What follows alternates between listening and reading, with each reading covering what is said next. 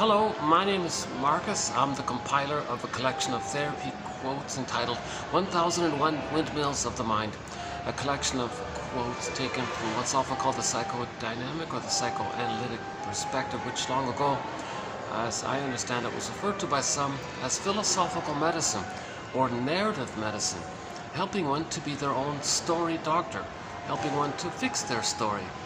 The idea being that if a child has a life event or a continuous series of events called a strain trauma, whereby these difficult events for the baby ultimately causes him to squelch his feelings, not want to recognize his needs anymore, and then the feelings that come about when needs are unmet, and then to repress them as well. That's psychic pain to do all this. So this is the first sort of primary defense mechanism that the baby adopts to deal, for whatever reason, if the mother's misattuned, malattuned, not around, not understanding the baby's signals, baby has these needs, mother doesn't get it, baby's crying, mother doesn't get it, so he's just gonna like squelch, the idea of his needs and feelings kind of get like pressed down. So the image is that it gets recorded into a part of his brain that some people call the non-reporting brain. The non-reporting brain, or the implicit memory system, or the pre-verbal memory system. So this is, in this part of the brain, the mentation, they call it primary process thinking. So the cat in Alice in Wonderland says it's mad in there, right? So things are exaggerated, things can flip around, one thing can represent another thing, things can condensed into one image. So it's like the dream world kind of thing. Another key feature of primary process thinking is that there's no time. No time. It's timeless in there. Okay? And the baby thinks in pictures and images. And things are wildly exaggerated because the baby is going to infuse his anger at his mother and think that his mother's enraged. So he's creating a picture of his mother as an enraged entity. The baby had just a basic need to sort of take in a positive relationship with the mother, but that was unmet.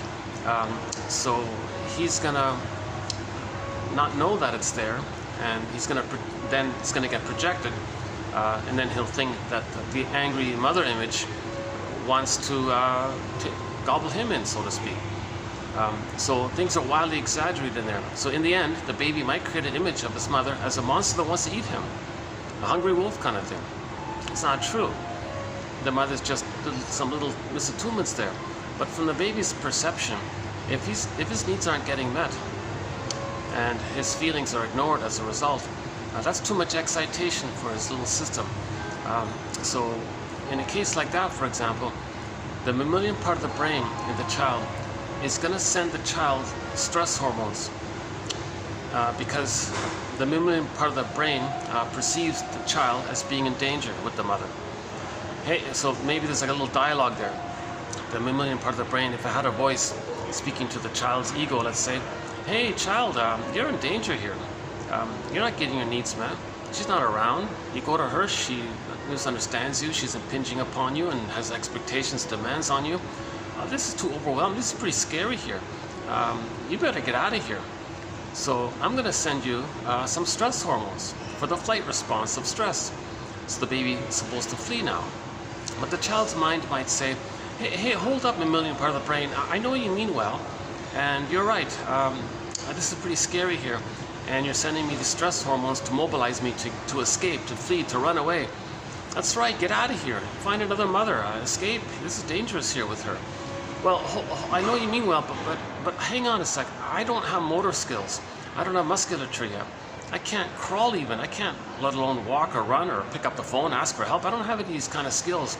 I'm completely, totally backed in a corner, so to speak. I'm passive. I'm helpless. I'm totally dependent on, the mother in the nursery, which, from my perception, is a giant in all this. And I'm in a huge double bind. Yes, you're right, I have to turn to the mother to attach, to get my needs met, but she's hurting me. So yeah, I'm really scared by all this. But you're sending me the stress hormones to flee, but I can't flee, so don't send me these stress hormones. The mammalian part of the brain says, well, I don't like this. Well, neither do I. Well, if you're sort of backed in a corner like this, and you're being impinged upon and used and exploited, well, then you got to fight with the mother. What do you mean? Well, I'm going to send you more stress hormones. Oh, come on, I just told you, I can't use that, I can't flee. Yeah, I know. Well, I want you to then, since you're like a cornered, you're going to like fight with the mother. You got to be kidding, I can't do that. Well, I'm sending you these stress hormones, come on, try to fight with the mother. So the baby, you know, maybe cries and all this, and you can't really do much. You can't like control the mother, so to speak, or make the mother change her ways, or persuade the mother to be a loving mother. He's expressing his anger. So in the end, all the baby ends up is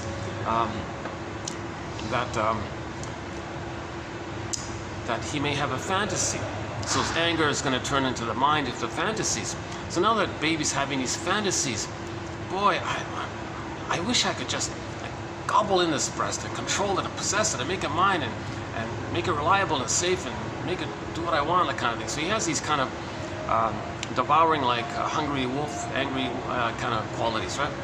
So, but that's the limit of it. So the child's mind's going to say to the mammalian part of the brain, all right, that's enough. I've done as far as I can go.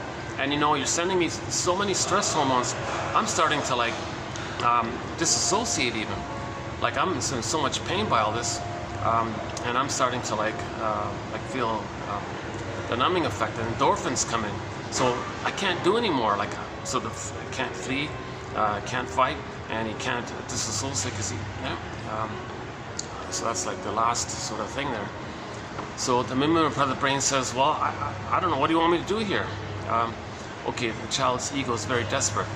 Well, okay, you see, mammalian part of the brain, what's going on here is, if you continue and insist to send me these stress hormones, and I've tried every method possible, I can't escape, I can't fight, I'm even in a dreamy state with all the pain by it, and you're going to send me more here.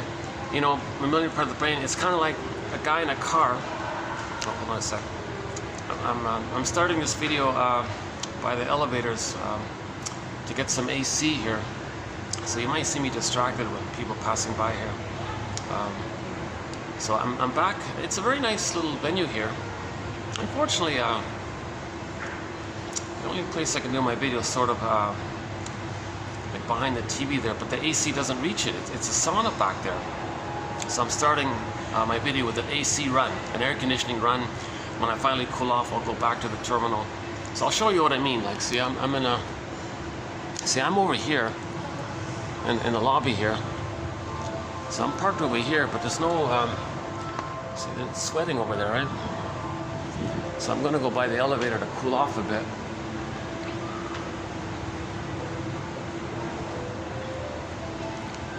So I might be about a half an hour here by the way it's going, yeah. It's still pretty hot out there, you know, geez, you know.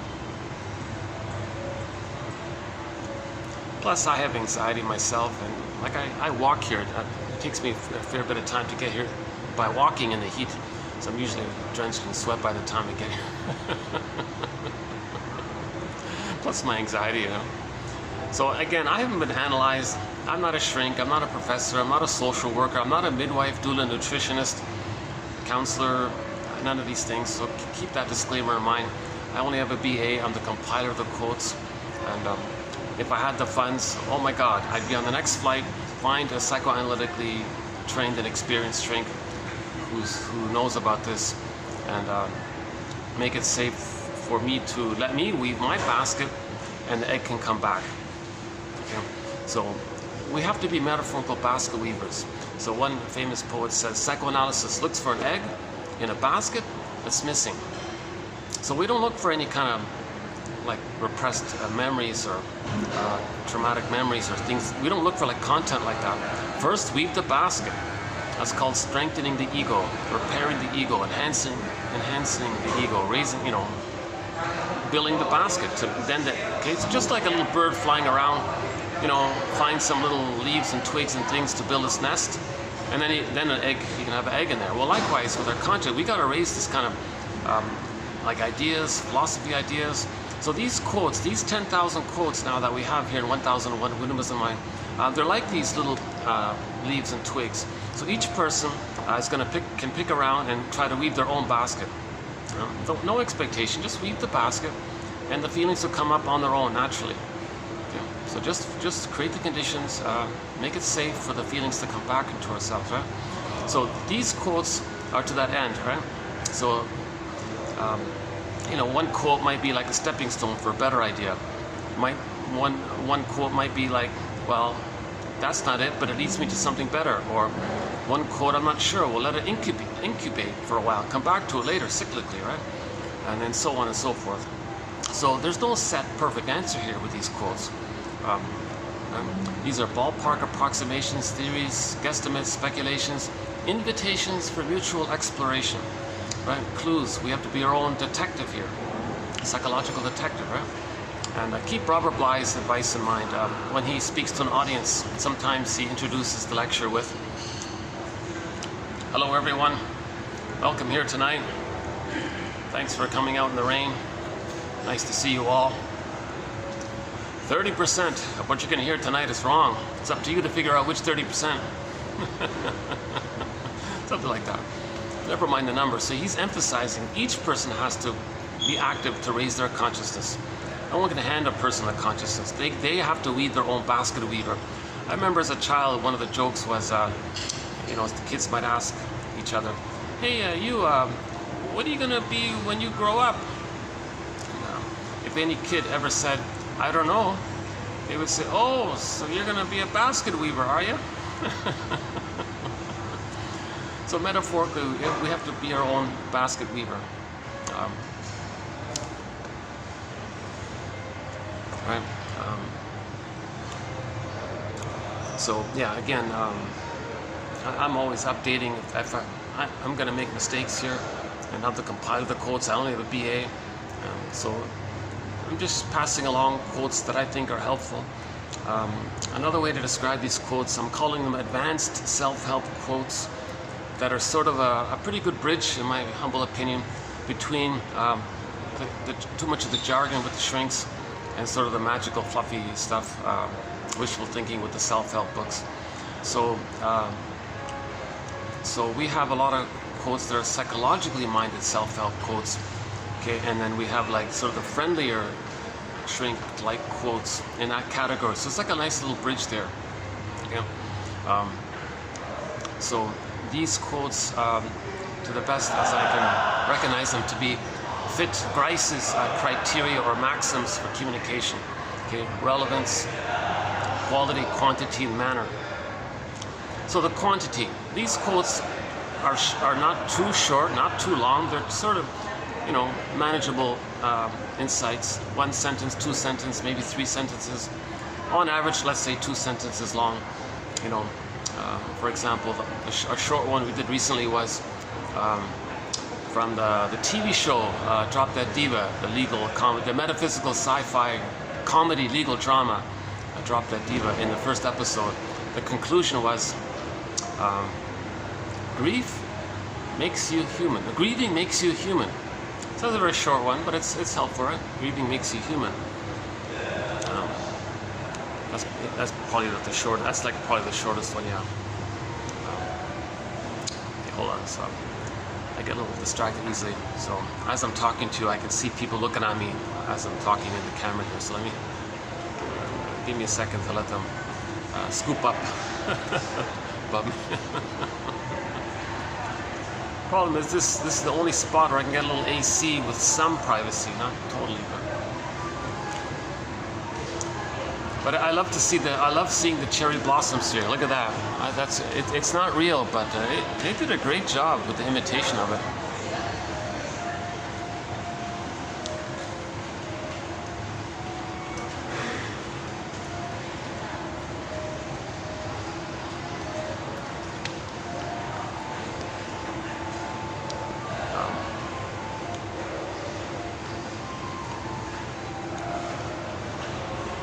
Okay,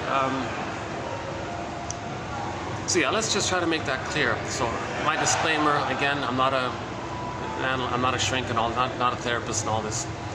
So I'm passing along the quotes as a discussion, as a brainstorming, and then each person can sort of pick around and use what's useful for them, kind of thing. So there's no answer here, right? And So, but one of the benefits of my choosing these quotes with my only having a BA is that I'm choosing that sort of middle ground type of quotes that's going to be understandable to pretty much everybody.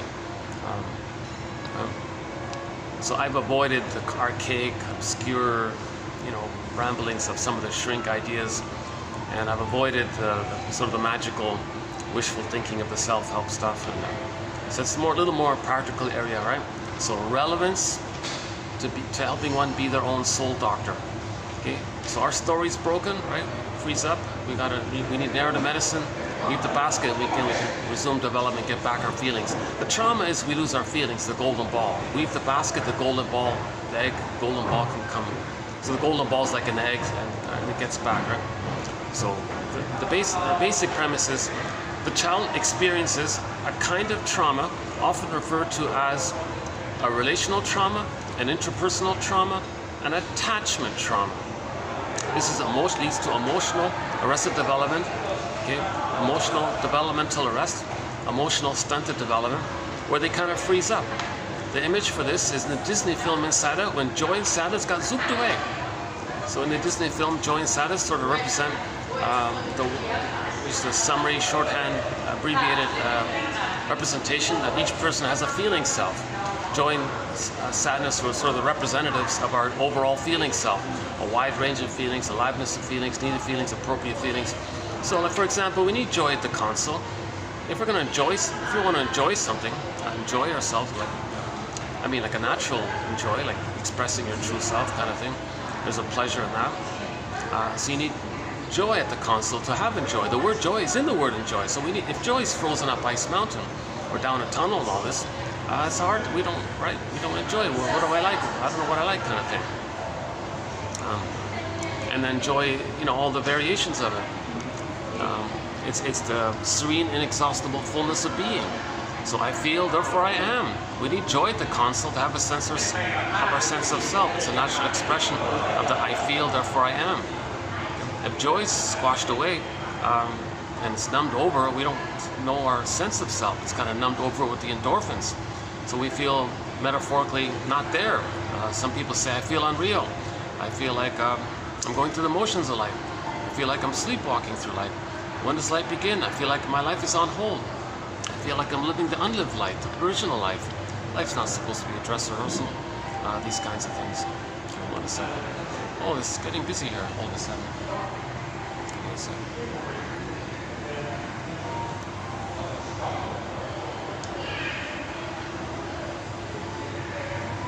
Hey, what if I turn it around this way, then I don't see them? No, I see them behind me, right? Either way it works. What if I do it this way? I'm trying to cool off here. Hey, what about over there? Hold on. Let's see.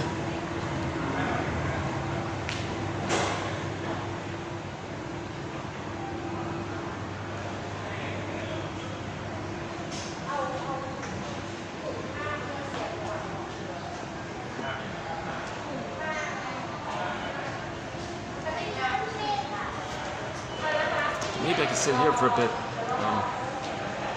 Oh, jeez. A lot of traffic. Oh, it's surprisingly busy here today.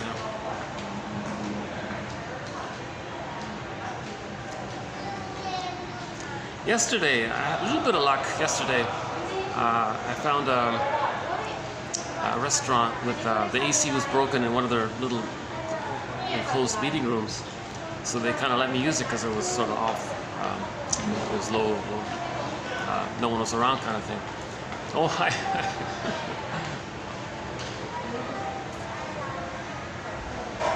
Yeah, that staff sort of floats around. They tell her, okay, could you work there for a while? Okay, I want you to work there for a while. No, could you work up there for a while?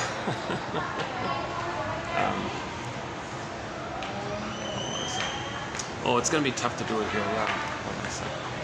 I got two guys just crossing right in front of me there. Yikes, yeah, this is not going to work. I got to cool off here. Geez, yeah, sorry about that. Hold on a second.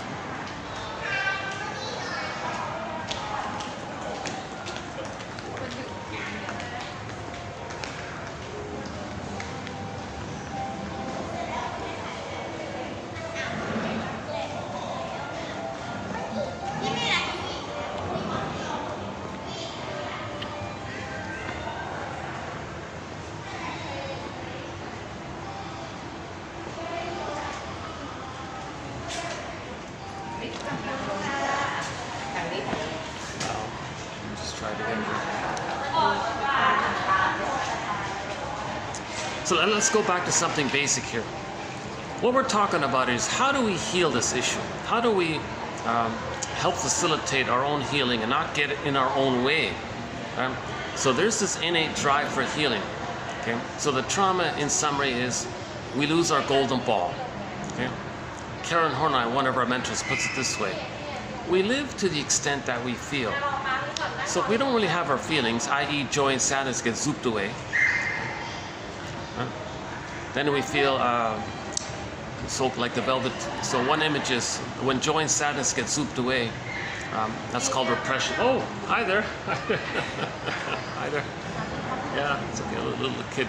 He's curious. That's okay. Yeah, he's been a little explorer. Yeah, that's like a. He's maybe like a. He's in the world is my oyster phase. He's running around thinking everything's his. He can do whatever he wants. Right? So he was gonna kind of like walk right at me kind of thing, and the mother called him back kind of thing.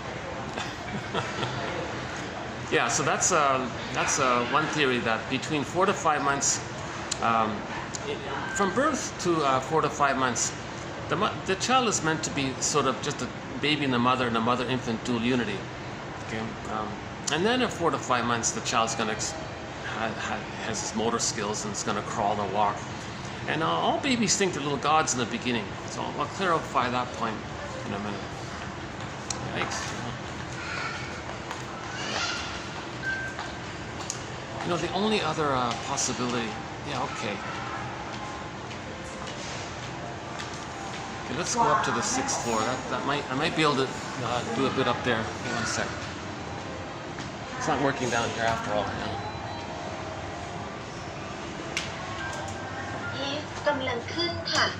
Going up.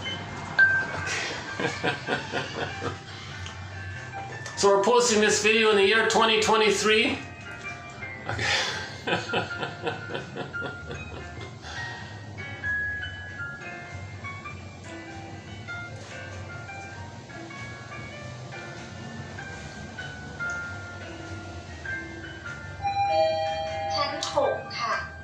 Sixth floor.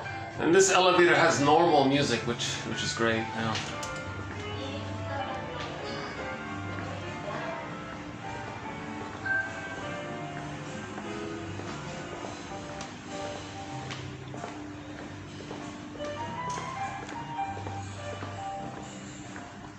Let's see, they always keep this open. Let's close it. So I'm gonna sit here for a bit. Let's see. Let's try this.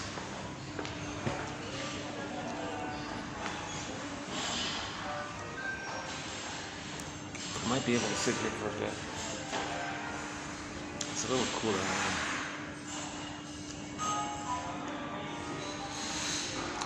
Let's try this for a bit. It's also gonna get busy here, but maybe it's not so bad. One of the disadvantages of my video, my imperfect delivery here. I'm still looking for like a regular sort of enclosed room. So that one I did yesterday, maybe I'll go back there next week. Maybe I can use that one.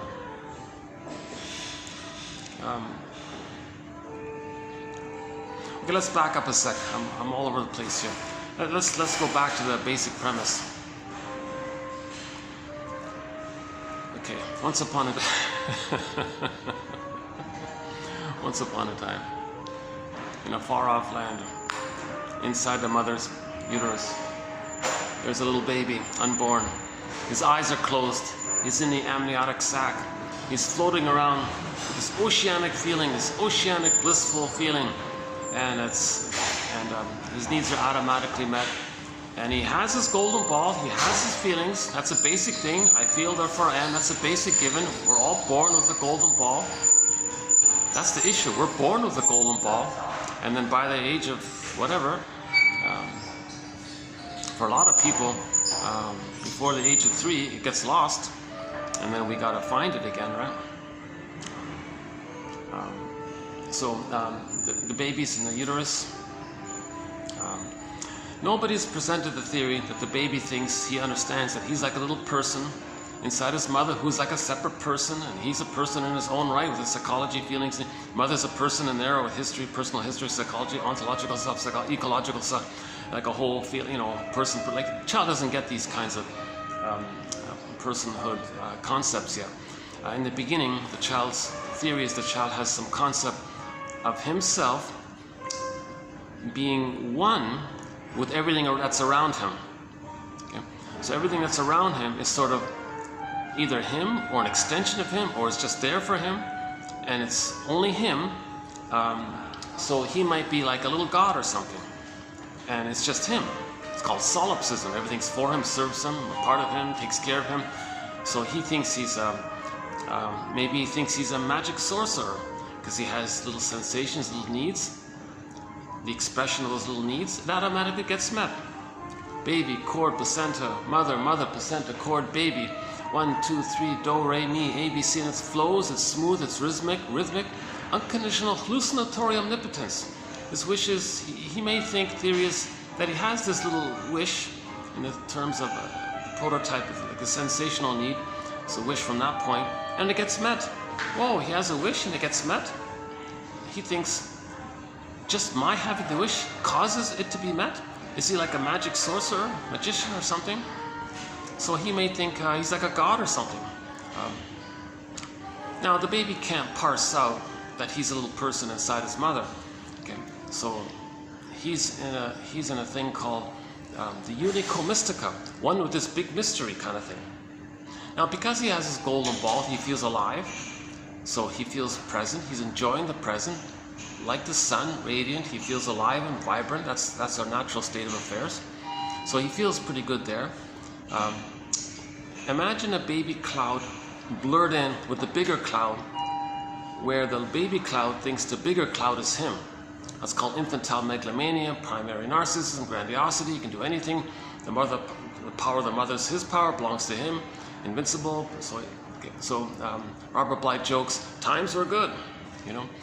He's happy, he can enjoy the present, and he feels kind of powerful in there.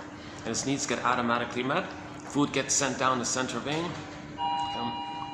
The waste elimination spiral up the other veins, helixly up around that center vein up to the placenta, which literally metabolizes everything. Everything's taken care of. Food gets sent down the center vein. And it flows, it's musical, it's attuned, it's rhythmic, baby, chord, placenta, mother, chord, placenta, baby, do, re, mi, it all flows kind of thing. So things are peaceful, harmonious, and he has his golden ball, he's one with the powerful mystery. You add all this up, the general idea, he's in paradise. Garden of Eden, Shambhala, Shangri-La, Avalon, Nirvana, all of these kind of images about paradise. So he's in some kind of paradisical kind of state. So that's fine. It's a delusion. He's not a little god and all this, but that's normal. He's just tiny. He's just, developing and all this. So the thing is, when he's biologically born, theory is he needs that to continue. He needs an extended womb. Okay? He needs an extended womb-like atmosphere condition with the mother in the land version of what he had in the water world. In the amniotic sac, he was in the water world. So when he makes the transition from the water world paradise, he needs like a land world paradise version of the water world paradise. And humans come up too early, so they need an extended social womb. Okay, so that's for the first 4 to 5 months. The baby needs to enter into an egg-like condition. I'm gonna still stick with that image. I know it's not, a lot of people don't agree with it, but it's just an immediate, impulsive image. That's that Ouroboros image, the snake in a circle biting its tail. Okay, so it's just an immediate image. But it's just the mother and a baby in this little circle kind of thing. Okay, just the mother and a baby. Just like the babies in the uterus, it was the mother and a baby. Just two of them. Just the two of them. Mother, infant, dual unity. Okay, when the baby's born, he needs that to continue. Mother, infant, dual unity. So mother's holding the baby in her arms. Baby sleeps on the mother. Baby nurses according to his needs and all this. It's just the mother, infant, dual unity. the baby shouldn't be removed from the mother for the first 4 to 5 months. That's an interesting theory about that. In the last video I mentioned, we mentioned it a few times already. Oh boy, I'm still, nice. Oh, they left the doors open. Oh, hold on a second. Let me click that. See, those doors take away all the AC. Hold on a sec. Yeah. Maybe I can go down here a bit, get some cool. Geez, why does it take me so long to cool off? Yeah.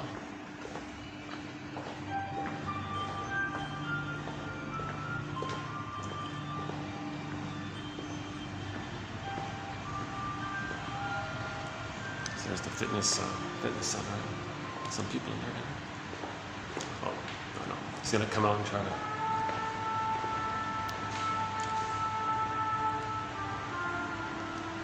Yeah, it's pretty expensive. Yeah, these fitness. Yeah, there's the prices here. Yeah.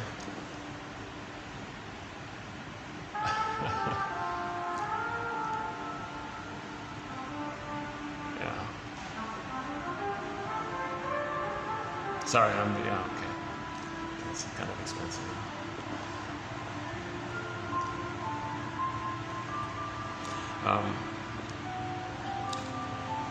Trying to cool off a little bit here.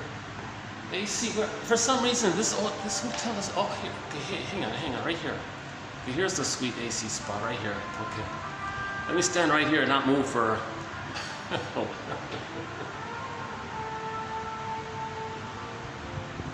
jeez, okay, finally I found a vent, like a cool vent. I've been looking all around this place to feel some AC. Here it is here.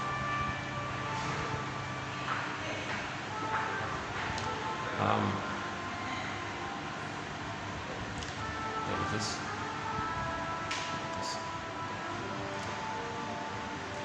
Okay, let's just do this thing.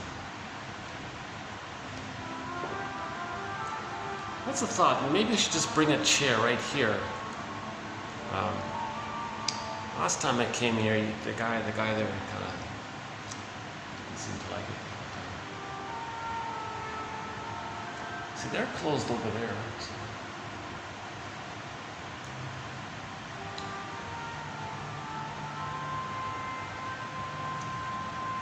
I get it. This is a hotel. You don't want people sitting there doing their work or something, right?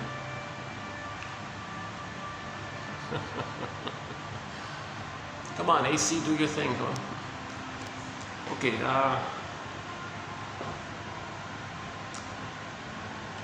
Babies can't have paradise lost at biological birth. Babies need an extended paradise.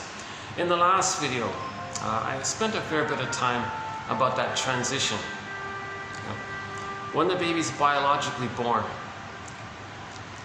that rhythm of safety he had with the mother, that flow and attunement, he needs that to continue with the mother in the form of a conscious interpersonal relationship with the mother. So the relationship was sort of automatic, assuming the baby was in a welcoming womb, right? The mother isn't fighting and they said, if the mother is too distressed, I don't know if this is true or not, but her stress hormone, her cortisol, can enter into the child's placenta. And the child can actually take in the mother's cortisol. He's already stressed out by the mother's cortisol. I thought there was some kind of barrier there. The placenta can kind of filter it, but they said no, it can happen. It's called prenatal distress syndrome. If the mother's pregnant, she goes to a heavy metal concert, the child might be kicking around in a great shock, distress, and then people say, hey, look, little baby inside is going to be a soccer star. No, the cord is twisted around the baby, and he's struggling to untwist the cord. He's in a great panic because he's not getting enough oxygen because the thing's twisted. So he's in a great panic like this. So the mother's very misattuned. So that would be called an unwelcoming womb, prenatal distress syndrome. If there's some kind of shock in there, that's like a prenatal shock trauma. That's a very troublesome start for a person to have all that. So assuming that baby's in a welcoming womb, and if there's no prenatal trauma, he has his golden ball, so he's in paradise, right? Oops, hold on a sec.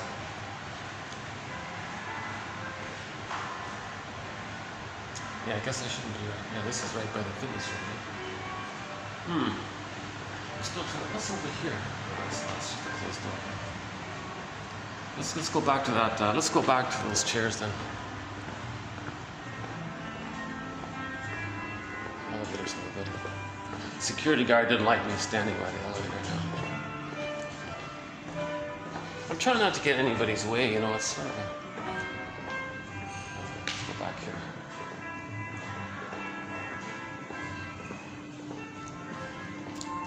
Every time I do a video in this place, this is like maybe my, I guess it's my maybe my fourth video here.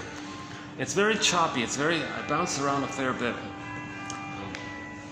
So I'm in a transition mode, my apologies. Finally I'll get into a regular space and have a kind of a smooth, continuous delivery. So my give back for my imperfect delivery is that if you click the more link or whatever it says, the quotes will be posted below. Roughly 900 videos, roughly 10 quotes per video. So 9,000 quotes from the collection are right here on this channel. Or for convenience, one can get the complete encyclopedia of insights, 58 chapters or e-booklets, through the link there, the copy link. So let the music play on, the baby says. What the baby needs. The baby had a kind of a music rhythm of safety with the mother. Let that rhythm of safety with the mother continue when he's biologically born. So when he's biologically born, Klaus and Keno make a very emphasize that for the child to have that music and attunement and extended paradise with the mother produces lots of hormones at the moment of birth. The moment of birth is a very time-sensitive issue because the mother's going to produce all these bonding, oxytocin hormones, bonding hormones, all the chemistry around it. So that helps the baby to latch on and merge with the mother kind of thing and create that kind of mother-infant dual unity there. And now they say that barring emergencies and special exceptions, again my disclaimer, that don't weigh the baby, don't remove the baby, just hand the baby to the front. The room is warm, there's a heat, some candles, no bright lights, and then leave the cord, leave the placenta. The cord is still pulsating,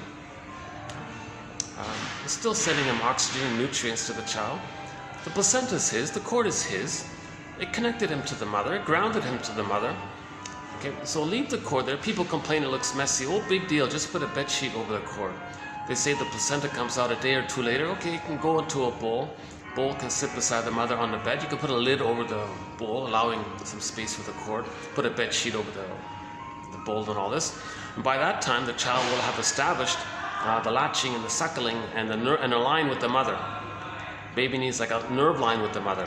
So when if the child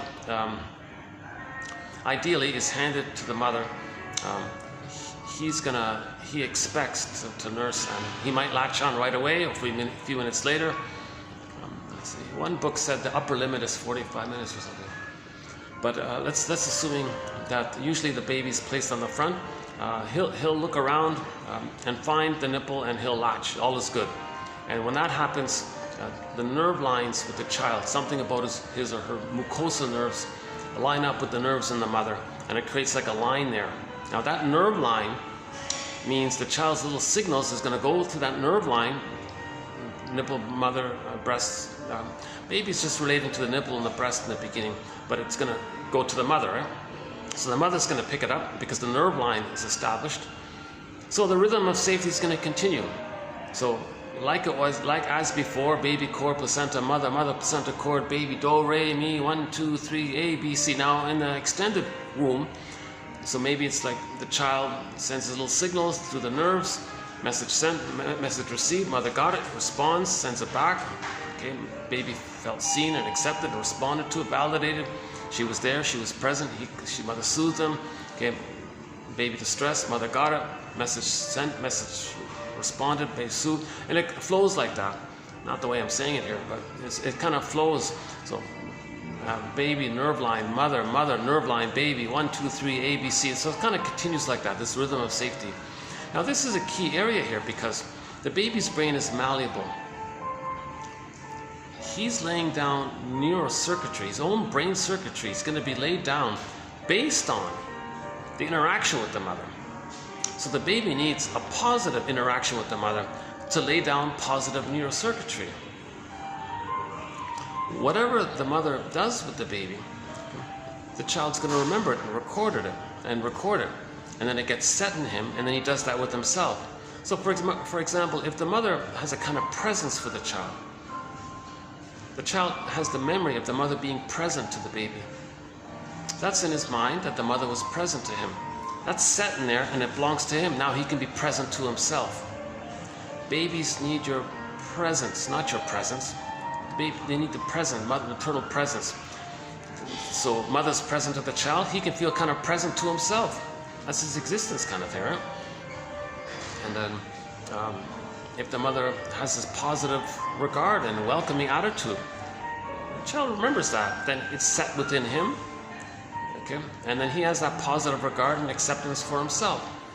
So he's building his sense of self, his self-respect, his self-esteem, not because the mother had respect and esteem for the child has those things for himself. If the mother sees, hears, feels the child, okay, memory set in, laid in, set by the age of 3, it's part of his brain-mind structure wiring, okay, then he can kind of recognize, sense, feel, hear, notice himself kind of thing.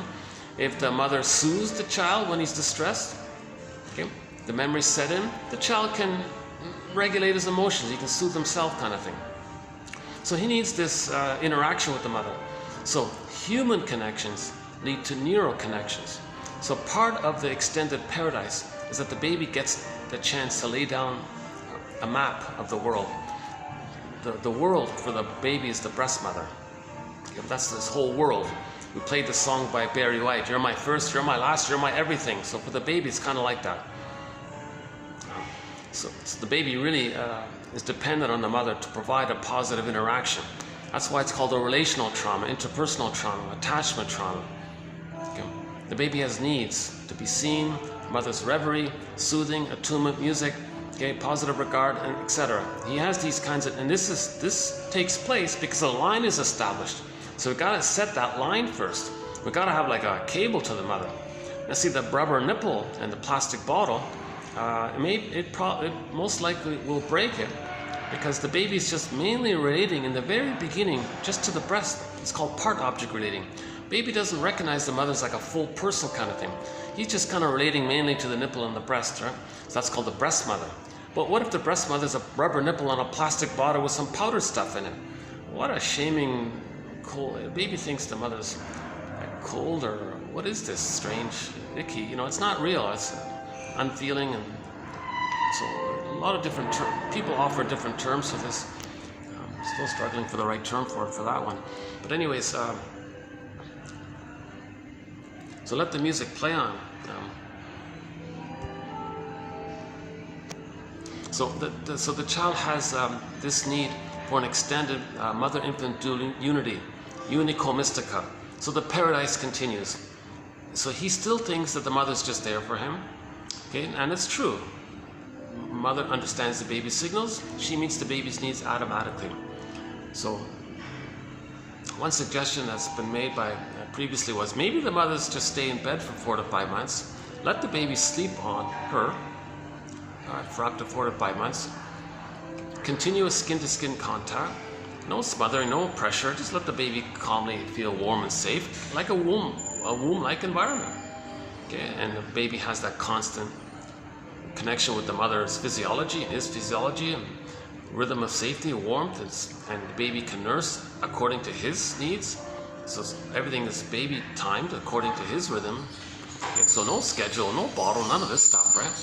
So baby's needs are automatically met, just in time, unconditionally met. Okay? If the mother has to use the restroom, maybe she carries the baby gently. Just keep the continuity there, because if at any time the mother's not around, the baby doesn't understand time. It doesn't understand time. If the mother's not around, poof, there's no mother. He thinks there's no mother. At that time, he may feel he's not going to make it or something. Okay, he'll freeze up inside. He'll be terrified and all this. He'll freeze up inside. I don't eat, I don't feel. He'll be numb, sleepwalk or something. He'll be numb kind of thing. As a defense against the fears and all this.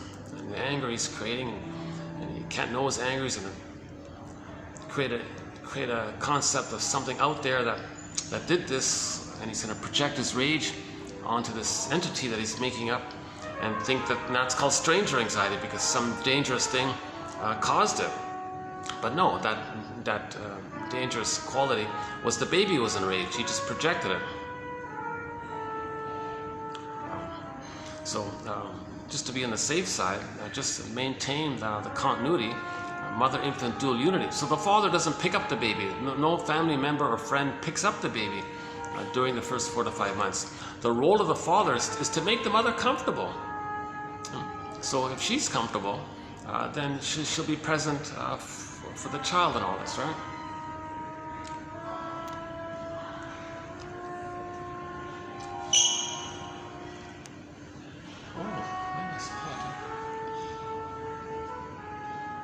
Yeah, sorry, I'm really sweating today. Jesus. Hold on a second.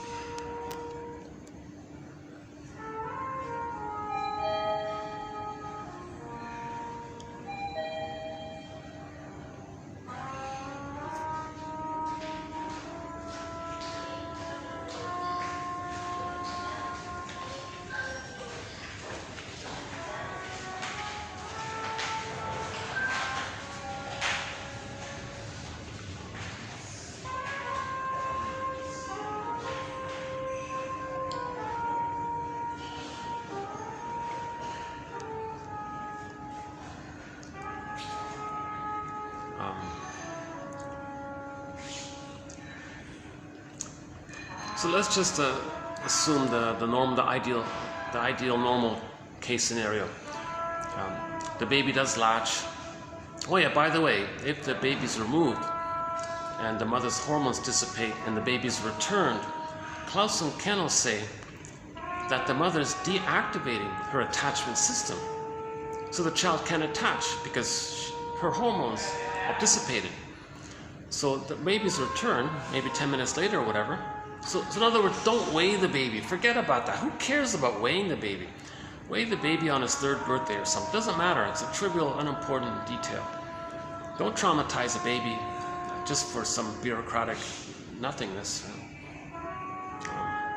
So the baby's handed to the mother, the line is attached. If the baby's removed and then returned,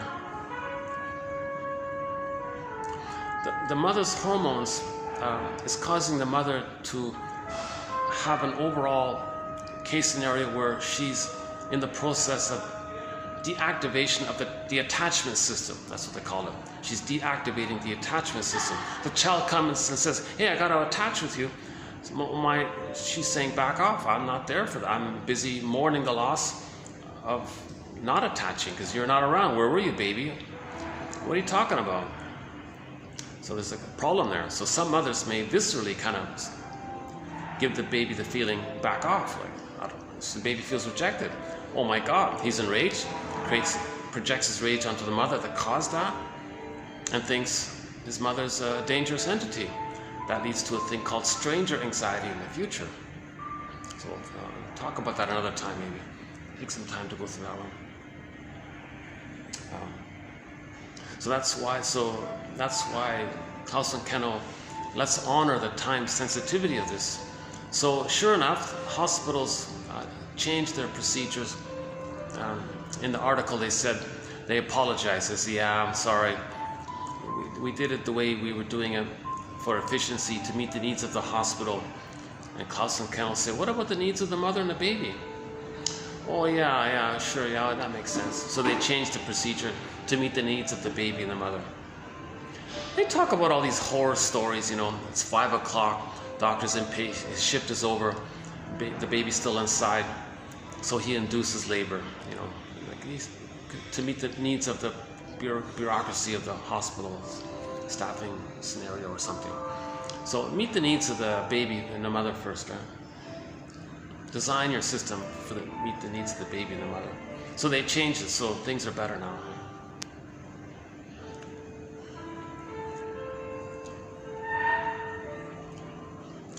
So yeah, that's an interesting point they make in that book. That's a key point there. That and they even said in the animal kingdom, you can even see this. Sometimes mammals will reject the baby if the baby's removed for too long. So it's a time-sensitive thing with the hormones. Hand the baby right away. The hormones are there for that purpose. Honor nature, respect nature. There, nature says baby's got to bond to the mother. Respect that natural process, right? Nature's way.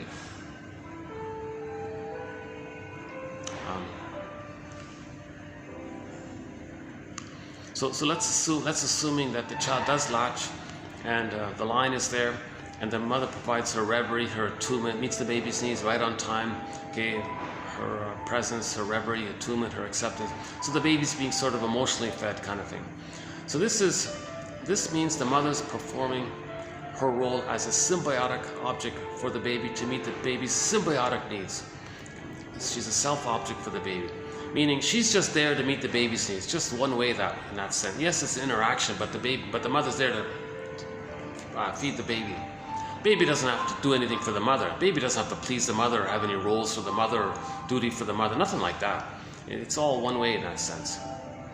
The baby's relating, it's called part-object relating. Okay. So the babies don't, if the baby's not going to have gratitude for the mother yet. First the baby's got to be loved, and later on he'll have gratitude. Then he can say thank you, mother. So the mother shouldn't expect, come on baby, have some gratitude here. It's not there yet.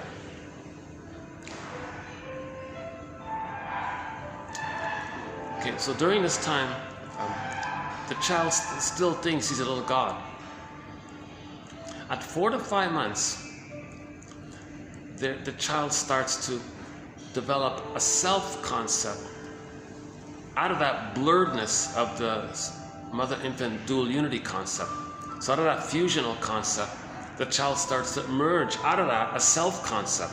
That's called hatching. Now he's starting to hatch. It's a gradual hatching. So first he's going to start to hatch. He's going to start the separating process. Now the infantile megalomania is still there. That's the interesting theory. The infantile megalomania is still there. That mainly dissipates at 18 months. So when he hatches out at 4 to 5 months, he's going to start to sort of practice in this area, right? He's just beginning. So the process for the psychological birth is gradual, from 4 to 5 months to 36 months, assuming the child enters into the egg. Unlike for the biological birth, which took place, in a few minutes or something, for the psychological birth, it takes almost 3 years, assuming the paradise was there. So by the way, if there's no paradise there, if there's no psychological egg, there won't really be a psychological birth of I'm okay, you're okay. Having his golden ball, his true self, and the capacities of the real self, and being an elder and knowing his interests, expressing his real self, and enjoying the present, and all the normal temperament of having his feelings. So if the child does go through the process, in the end, the psychic structure in his memory system, I'm okay, you're okay, and differentiation has taken place. He's more or less whole, the mother's a full person, he's a separate person. We're talking about psychological inner representations in his mind. We're not talking about separation like in people's condos and houses. We're not talking about physical dwellings and all this. We're talking about inner life. So when we say separate, we mean the child has a separate, distinct sense of himself that's different from the mother. So when he starts to hatch out at 4 to 5 months, again, a debate about the range. Some people say it's maybe 3 months. Some people say maybe 6 months. One guy says maybe 2 months. One guy say maybe 7 months.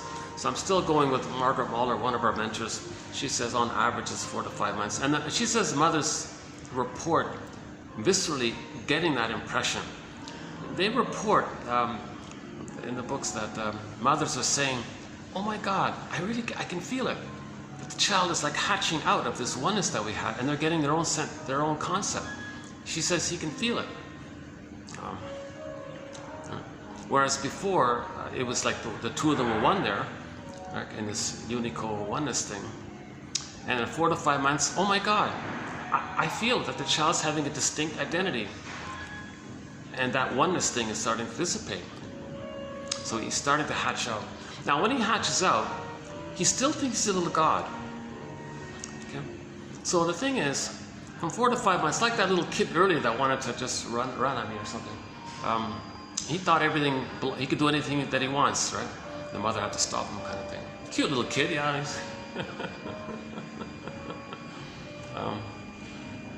I guess he was happy, yeah. The world is my oyster. That little kid, I didn't show it to you, but he was like happy.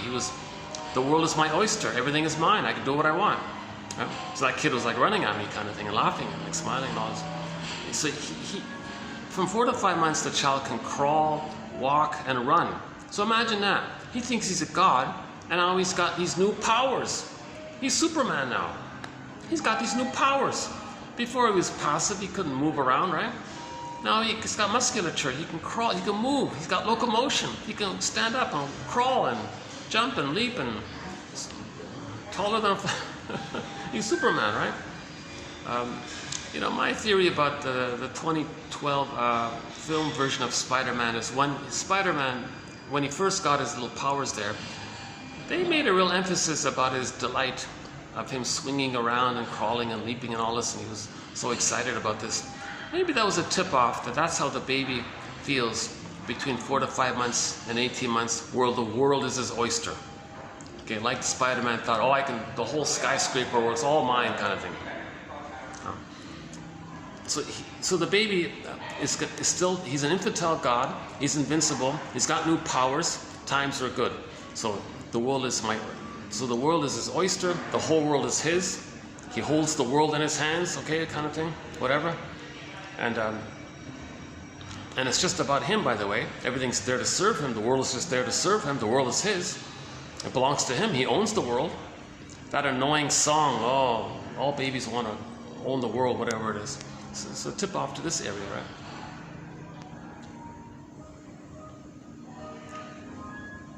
See, if there's a trauma there, if the baby's rebuffed during that time, maybe the writer of that song, he's saying, yeah, I didn't get that, I want that. I want to own the world. That annoying song, right? Then of course he generalized, everybody projects, he means him. The guy who said, everybody wants to this, fill in the blank. He's saying, he's saying he didn't get it. It's unresolved in him. So he projects and says everybody wants. He's talking about himself. I'm not going to play that annoying song because I've struggled with a lot of them. I've processed a lot of annoying songs. The most recent one was that Get Over It song. In the last video we talked about it. So I won't do that one here. If you want a discussion about that annoying song, Get Over It, as the soundtrack for the Stinger personality patterns. Yikes. And we've done a few other ones, yeah. I've analyzed several really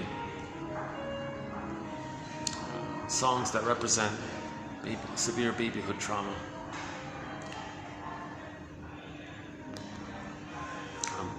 Okay, so from 4 to 5 months to 18 months, he's going to run around and think everything is his, he can do what he wants, kind of thing.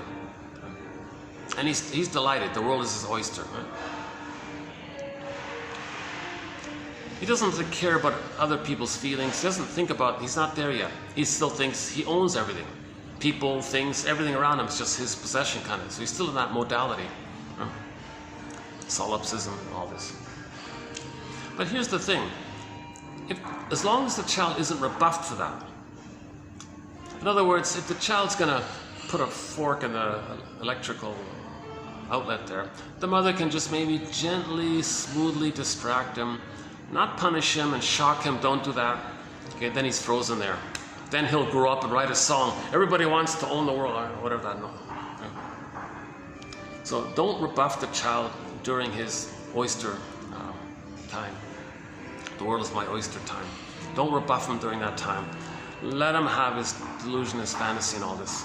It'll naturally dissipate at around 18 months. So, included in this 4 to 5 months to 18 months, the world is my oyster phase, the love affair with the world and all this. At the same time, the child, he's going to start to experiment, practice with the idea that he's kind of unique. Okay? Now the mother is meant to recognize this for the child to accept it in himself. So if the mother looks at the baby and says, "Oh my God, my child is unique. Never in all of history was there ever anyone just like my child here. Wow." And they're like a person in their own right. The mother doesn't own the child, possessed it, okay? Life's longing for itself. Okay, the mother read the poem by Gibran on children. Life's longing for itself. You don't own the baby, right? You love the baby and all this, right? So Ogmandino's poem, Nature's Greatest Miracle. Right? Mother might think, this is rare. In that poem, when something's rare, it's valuable. The baby's valuable, it's rare. So the mother has to have that kind of delight in the mystery of the uniqueness and specialness of the child being a unique person in their own right. Okay? Not an extension of the mother, or not serving the mother, or a duplicate of the mother. It's not supposed to be like that. The child's going to have his own little uniqueness, kind of thing. Yes, there may be some physical appearances and all this, but we're talking about his inner life. So the child looks into the mother's eyes, and his attitude towards himself is going to be mainly the mother's attitude towards him. So this is called the mirroring phase of development, where the mother mirrors for the child that he's unique. The child looks into the mother's eyes, and he sees how she sees he's unique, then he sees it for himself that he's unique. So that fuels his identity, kind of thing. So that's part of that phase between 4 to 5 months and 18 months. Okay, so the mother served as a symbiotic object for the first 4 to 5 months. From 4 to 5 months to 18 months, ballpark, she serves as a mirroring object. Not symbiotic, not to push back the fusion. Oh no, when the child hatches out, he doesn't want to go back in. That's not natural. Just like when a baby comes out of the uterus, he's not supposed to go back in the uterus. Like, it doesn't work. It's not supposed to be like. It's likewise psychologically. Psychologically, he got his paradise. He's going to hatch out. Okay, the baby's got to hatch out. Okay, that's a biological, developmental, natural outgrowth, derivative of development. So let's say the baby does hatch out. The world is his oyster. He's not rebuffed. During the time he thinks he owns everything, he possesses the world and all this, he rules the world, he owns the world, on top of the world, all these things. The carpenters, right? He's on top of the world. Okay, so he has his infantile megalomania taking place. Then, a natural occurrence will take place, roughly at around 18 months. The child gets a kind of aha moment. It's a developmental accomplishment at this point, where the child realizes something. Hey, wait a minute. I'm not just little God, everything's just for me. I think I'm like a little person, and everyone's like people themselves, just like me. We're all like people here. Okay, wow, I see now. This is a new thing here. Enter Walt Whitman's famous poem. Now, Voyager, seek thou forth and find yourself. Individuation, know yourself. Whereas in the prior phase, he was just a little God playing with his toy, right? The world owns it, right? The oyster, he's just playing with his oyster kind of thing. And it's just there to amuse him or whatever.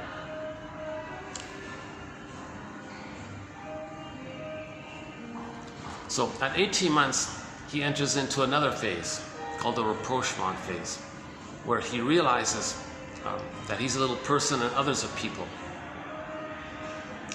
Now he's curious, so he's got a gajillion questions. What's this? What's that? So the mother now does a thing called communicative matching, or maybe creative improv. So when the child explores, he's not fully there yet. At some point he's going to freak out. He'll run back to his mother to touch base. She offers what's called emotional refueling, simply meaning the mother's there to say, okay, you can be scared, but I'm here, you're safe. Okay, I'm safe. Okay, he's charged up, he explores further. He explores a little further, freaks out, runs back to his mother. Mother allows it, allows that the child is scared. I'm here, you're safe. Child go, oh, okay, mother's there. I'm safe, I'm refueled. Go refueling. He's gonna explore further. Okay, and this goes on for 18 months roughly. Now likewise, the child shouldn't be rebuffed for him being a little explorer. Because when he's going to be an explorer with all of these questions, with these gajillion questions, the mother's got to answer them, appropriate for his age and all this, right?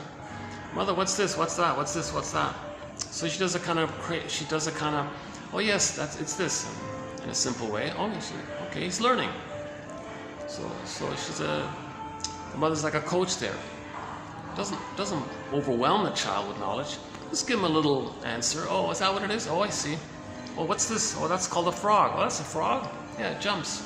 Oh, wow, that's cool. Okay, thanks, Ma. Goes off. Hey, Ma, the frog jumped in the water. What's that about? Well, yeah, that's frogs can swim. Really? Wow, cool. Okay, goes off again. This kind of goes back and forth kind of thing. Now, the mother shouldn't rebuff, now the father's in the picture, right? The parents shouldn't rebuff the child during that time. If the child draws a picture with his crayons, hey mother, look at this. Oh, this is amazing. I love it. That's cool. This is amazing. I love it. Really? You like it? Yeah, I like it. This is interesting. I never saw this before. It's unique. You made this? Yeah, I made it. I love it. I'm gonna hang it up on the fridge there. Oh, really? You like it? Yeah. So, in the music video "Because of You," Kelly Clarkson's famous song, there was a scene that, well, the age wasn't right, but the kid showed a painting and the father just rebuffed it, right? But if that takes place earlier on, so if the child is like a 2-year-old or something, and he shows his painting to the father says, don't bother me, I'm busy. Okay. The mother says, look, I'm busy. Okay. Then he may get frozen there. He may come to the conclusion, I see, if I explore and try to get to know myself and try to know who I am and what I like and have a kind of individuation and autonomy, my parents withdraw their love or they get angry at me, okay, then I better not develop. So their emotional development can get frozen or stunted there between 18 months and 36 months. So they're going to be afraid of their autonomy, they're going to be afraid of success, and they're going to be afraid of, learning too much, knowing too much or something, Now they're still going to be curious, but they're going to be afraid of their curiosity. Maybe they won't ask so many questions anymore because of what happened. Now they did get enough love up until 18 months. Post 18 months, they got enough love to get to that place. So they got some love, so they got some self-acceptance. So if trauma takes place between 18 months and 36 months, the common personality patterns are going to be like a little self-defeating, like they're going to be like pleasers and clingers, trying to please others, win others' approval, find other people to play the good parent, to provide their approval and autonomy and tell them, teach them and support their development and all this. So they're still going to be in a childlike place, and what they're going to do is recreate the disappointment. So they might ask impossible questions to others, time it badly, and get rebuffed to replay the original experience. So they might be like revisiting it over and over again, thinking that. So that's so we'll talk about the record in a minute.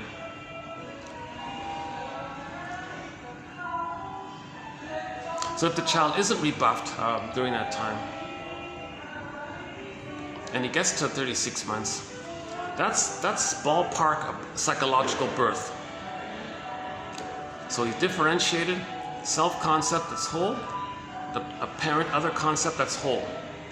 The issue of splitting that the baby temporarily engages in very early on is resolved. The fusion is no longer there. They differentiated. Now with the self-concept and their goal and their feelings there, joy runs the console. Joy runs the console. Now in reality, there are losses. So joy and sadness can swap seats, and sadness can run the console. And that's a natural response to loss, so sadness will be there. after that's admitted, then sadness and joy can swap seats, and joy can go back at the console, and they're still enjoying the present. With the psychological birth, a person has their identity and all this. They now have access to what Masterson calls the real self part of the self. Now, the real self part of the self has various capacities. Okay, so he's got a list of the capacities of the real self. If the person has access to the real self part of the self, that means they're going to know their interests. Okay, they can set goals and not be bogged down with exaggerated fears from the past haunting them, that if they're successful, they're going to get mother's painful rejection. So they're not bogged down like that. So they can set goals and pursue it in a realistic way, right?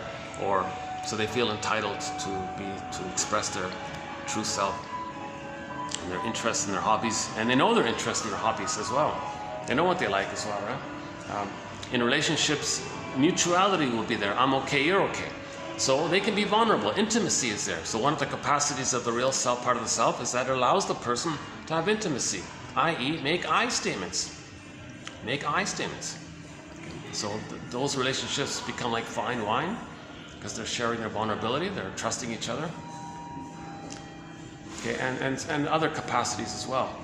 The main one being the ability to mourn, because sadness is there. Joy is there, so there can be spontaneity and creativity. Now they resume development into adult development, they get into the elderhood, they'll be elders, generative towards others. So in other words, it's not going to be bitter, stingy curmudgeons and Scrooges and Grinches and all that. They're going to be warm and caring. So the temperament's going to be calm, warm, caring, kind of affectionate, and there's like a warm quality to the natural adult in adult development. So the main emotion is the joy character. So included is affection and pleasure,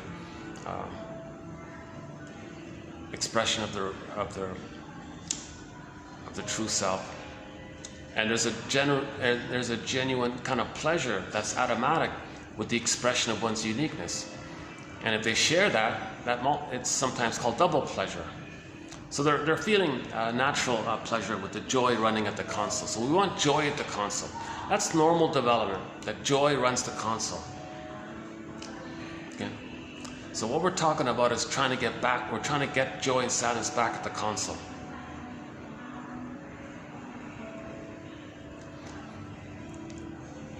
Okay, so this is what I just did is sort of a very rudimentary kind of a ballpark summary, abbreviated version of Margaret Mahler's. I've kind of just did a sketchy. As I learn more about it, I'll update it and refine it. That's just my ballpark approximation of Margaret Mahler's theory about the psychological birth. Okay, so you got the egg needs, okay, 4 to 5 months. Okay, next you got the mirroring needs, the second one, okay, oyster one, and then 18 months, 36 months, the rapprochement, the explorer, now voyager one.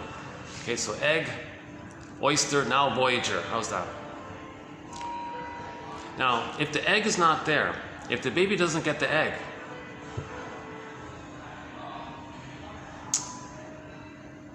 and he's frozen in that very early primal place, a lot of several things take place.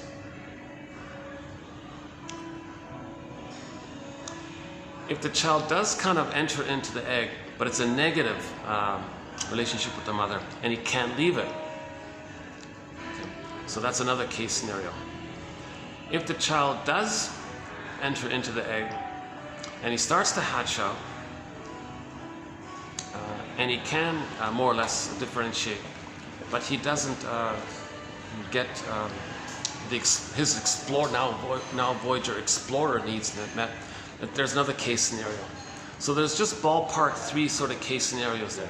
Now the first 2 case scenarios, if there's trauma in the first 2 case scenarios, okay, the egg and the oyster areas, if there's trauma in the egg and the oyster areas, if we put them together in a general umbrella, the personality patterns that spring forth in that area, okay, the egg and the oyster area, they're going to be the stinger personality patterns. Just keep it simple for now. The stinger personality patterns. I'll explain why in a minute. If the trauma takes place during the voyager phase, he'll enter into the clinger personality patterns. Pleaser, caretaker, preoccupied, okay, saving others, self-sacrificing, still childlike, histrionic, okay, a little more emotional, childlike, because still childlike. Right? So they're the clinger personality patterns. So we got the stinger personality patterns prior to 18 months, and then you got the clinger personality patterns 18 months to 36 months. Okay, so to conceptualize the stinger personality patterns and the clinger personality patterns, okay, we gotta provide some underlying foundational concept here of the okay, not okay, this area, the Eric Burns idea. So let's lay some cement here on the foundation. So let's go back for a minute. When the baby comes out of the uterus, and he needs his paradise, and it's not there. The paradise is not there. He thinks he's a little god. Where's his paradise? He's in pain. Where's his paradise? He's everything. He creates everything. He's a magic sorcerer, but he's in pain. Here's his paradise. He may think he's defective. He's a flawed god. He thinks he's defective. That's part A. Part B, baby can't parse out where he begins and ends and where the mother begins and ends. So if the mother's quote-unquote defective, and he thinks the mother's him, he thinks he's defective. Okay, part C. Okay, hold on a second.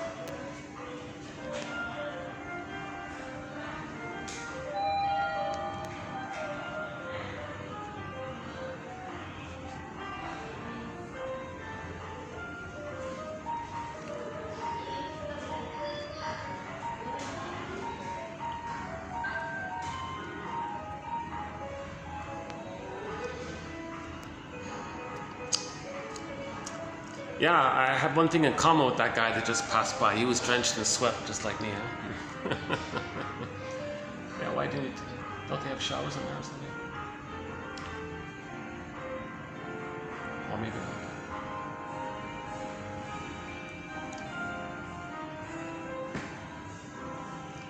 Oh, this is turning out to be so far not so bad here. Oh, a little luck here. Sometimes there's a lot of traffic coming across here.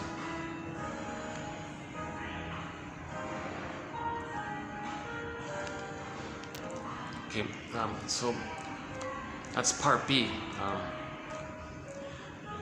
If the mother's quote-unquote defective and he thinks the mother's him, he thinks he's defective. Part C.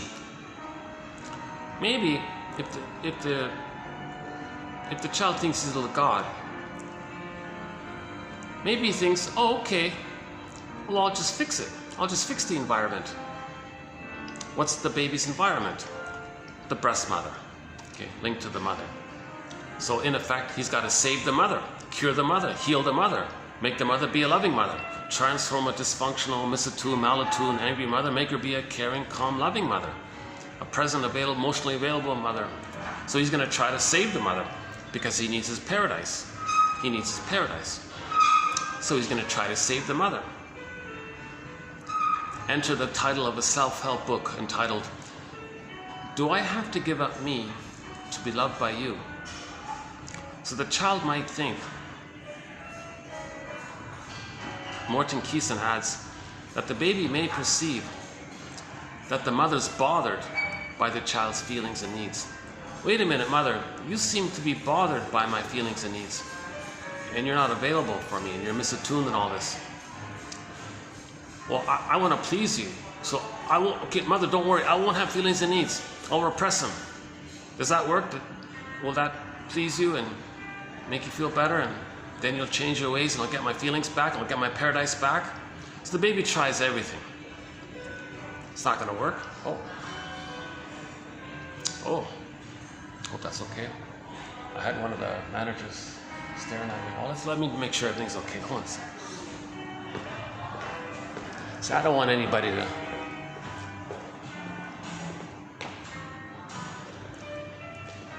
Is that the manager? Hold on a second. Let me just get a clearing from the manager here. Hold on a second.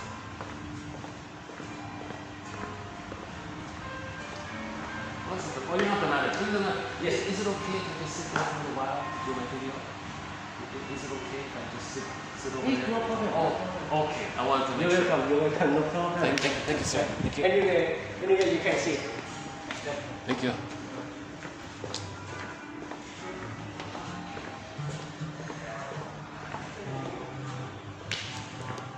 Well, that's the nicest thing I heard all day, he said.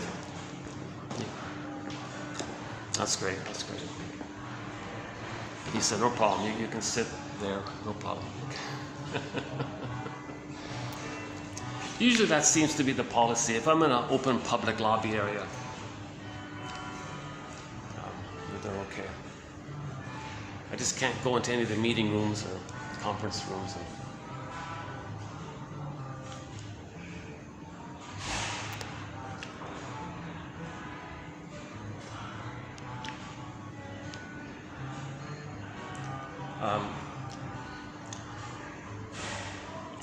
So the baby thinks he's going to protect the mother, save the mother, try to please her and all this, correct her so that the mother will meet the baby's needs and let the baby have his paradise. Baby doesn't want to be frozen at birth. No baby wants to lose their golden ball and sleepwalk through life, the rest of the life. So he's desperate to get his paradise. So he's going to try to save the mother, correct the mother. Okay, that's part C. It's impossible. No baby can transform a traumatized, dysfunctional mother and make her be a healthy, loving mother. It's not going to work. The baby tries all. So you add those 3 points up. The child concludes with, I'm defective. That's linked to his identity. He's going to say, I'm not okay. Insult to injury. He can't even admit that the mother was hurting him and all this. He's going to violate something. He's going to lie to himself, lie to the whole system, lie to his old soul. He's going to lie to his own soul kind of thing. In order to cope with the mother hurting him and all this, he's going to do a thing called splitting. His mother he'll think is not his mother. He can't admit that's his mother. So he'll like hallucinate a goddess and think he's safe with the goddess mother. The act of doing that, he feels he violated something. That's called unconscious guilt. So he did something wrong. He feels like an invisible crime has been committed. He feels like an invisible unconscious criminal or something. That's called unconscious guilt. Okay, so the Franz Kafka story, I think, makes a tip-off to this. In that story, the protagonist learns one day that he's guilty. He said, what are you talking about? Of what? They don't tell him. And the whole story is about him trying to figure out, what is it that I'm guilty of? I don't get it. And then he goes through this whole bureaucracy maze and all this. But the point was, the guy's bogged down with this feeling of being told that he's guilty, but he never knows what. Okay, so that's a mirror that the baby, or we as a baby, we feel kind of guilty, but we don't know what. The baby's not guilty. He had to desperately hallucinate a goddess, deny that his mother's his mother, make up a fantasy goddess to survive. So he feels guilty. He betrayed his mother or something. Or they betrayed him. If anybody's guilty, it's the mother kind of thing, right? But we don't want to think in those terms of guilt, right? We're thinking in terms of trauma and coping mechanisms. So the child ends up with unconscious guilt.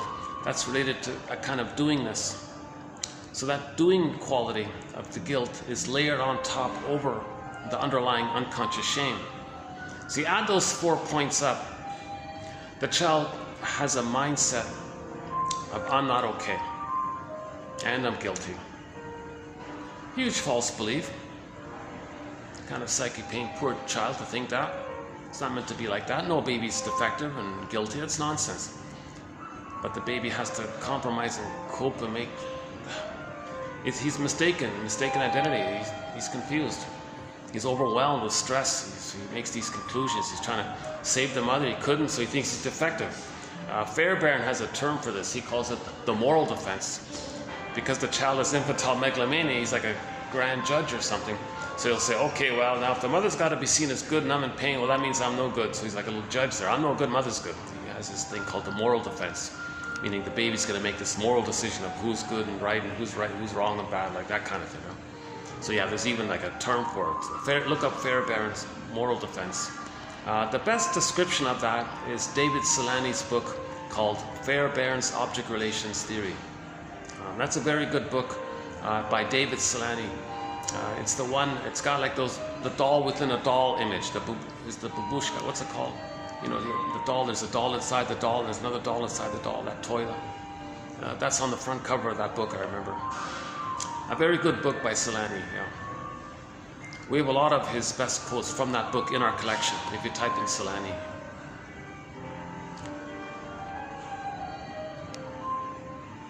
So, the mother must be seen as okay for the baby to feed safely and to take in the milk. So that's a splitting mechanism. He'll deny that the mother is his mother. The bad breast concept that's hurting him, it's too much stress. He can't know that, so he'll just deny it and believe it's not his mother. He'll hallucinate a goddess, kind of like the thirsty guy in the desert in the scorching heat, who then hallucinates an oasis trying to survive.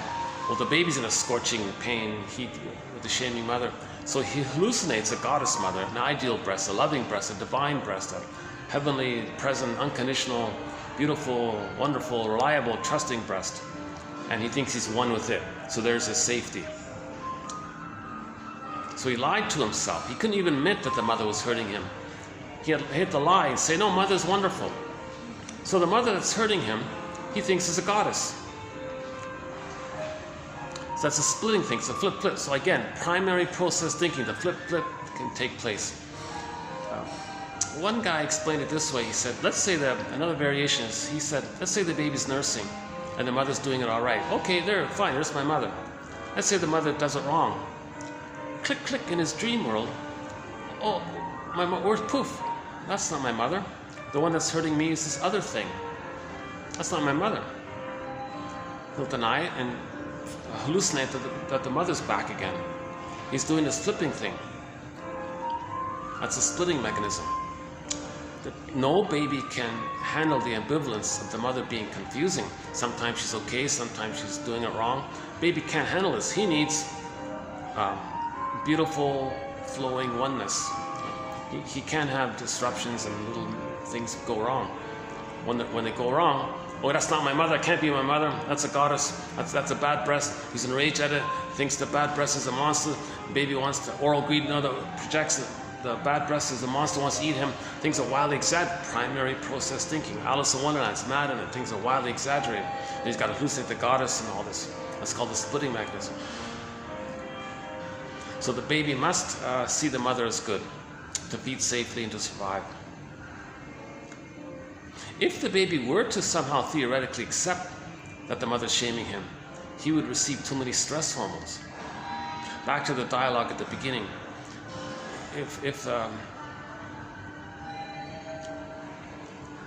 When the baby says, hey mother, I need a reverie with you, attunement with you, emotional feeding and safety with you, and he's not getting it, the mammalian part of the brain sends the baby stress hormones. Get out of here, flee. Okay, he can't flee. Yeah, we did that before downstairs, right? Let's not redo that one here. I don't think I finished it, did I? So the baby's got to protect himself from the stress hormones. So to not get these stress hormones, he projects his psychic traits of rage and oral greed. Okay, his unmet need eventually ended up with oral greed. The greed, no baby's greedy. It's just the unmet need continued and continued. He got angrier and angrier. So finally he ended up with the fantasy of oral greed, using rage and oral greed. That's too much excitation for his system. So he projects those psychic traits onto the concept of the mother and makes the bad breast not just a bad breast, but a monster that wants to eat him. A hungry, devouring wolf that wants to gobble him up. In myths and fairy tales. Okay, 1 second.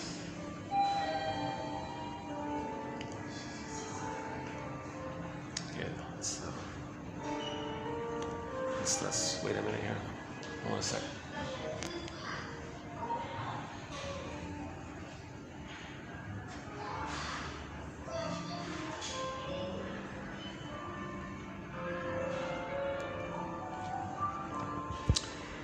Actually, come to think of it, it's probably better if I do as much of my video as I can here, because when I do it downstairs, sometimes there are people near.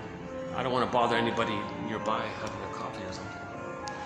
Although I am sort of walled off, it's got it kind of blocked there, so I notice it's not too bad.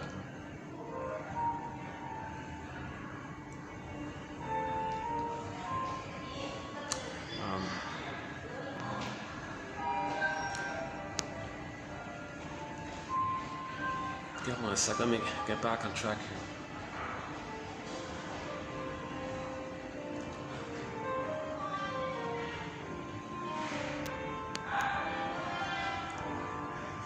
Where was I? Oh yeah, so I'm not okay, you're okay. Right, okay, I'm not okay, you're okay. So the mother must be seen as okay. Put a dash between the letters M and the O in the word mother. So the mother must be seen as okay. So in the child's psychology, existential beliefs, conclusions, and all that, his mindset will be, well, I'm not okay, and mother must be seen as okay. So the conclusion is, I'm not okay, others okay, others will be okay. Others, you look at the template, the mother, other tricks, the mother's the template, the prototype template for others. So others are okay. So I'm okay, you're okay, others okay. So his mindset is, I'm not okay, you're okay.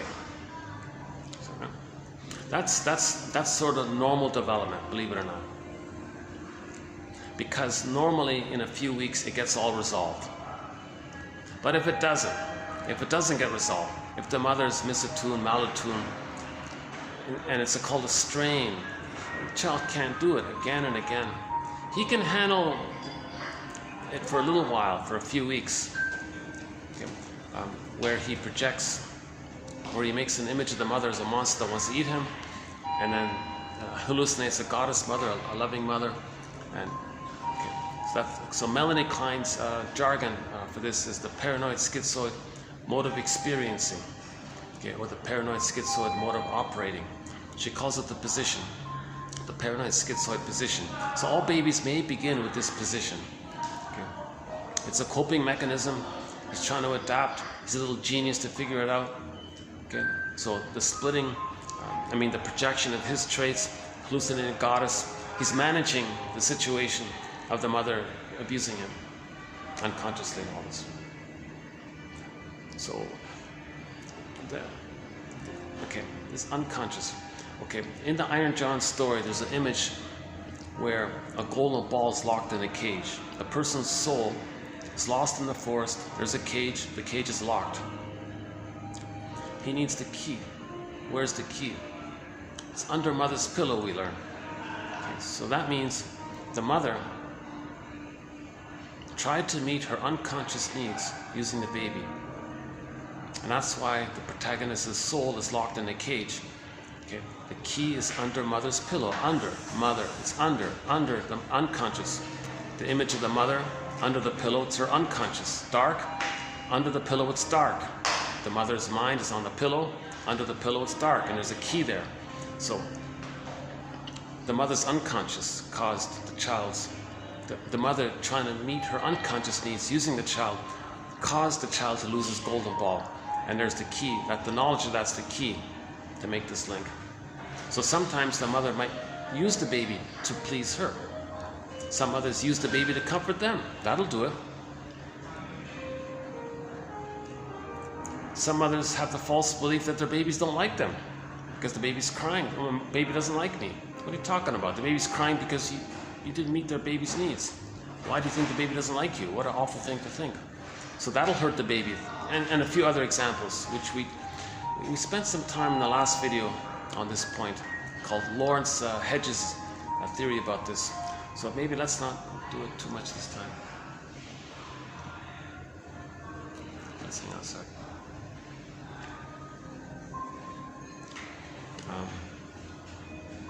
this way there.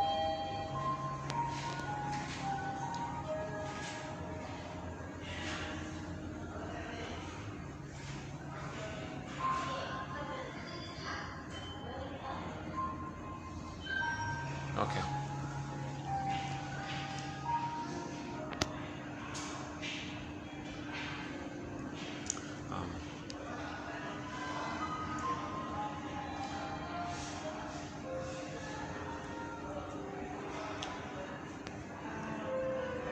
Actually, it's pretty nice in there, but they're pretty busy in there. I don't want to get in their way.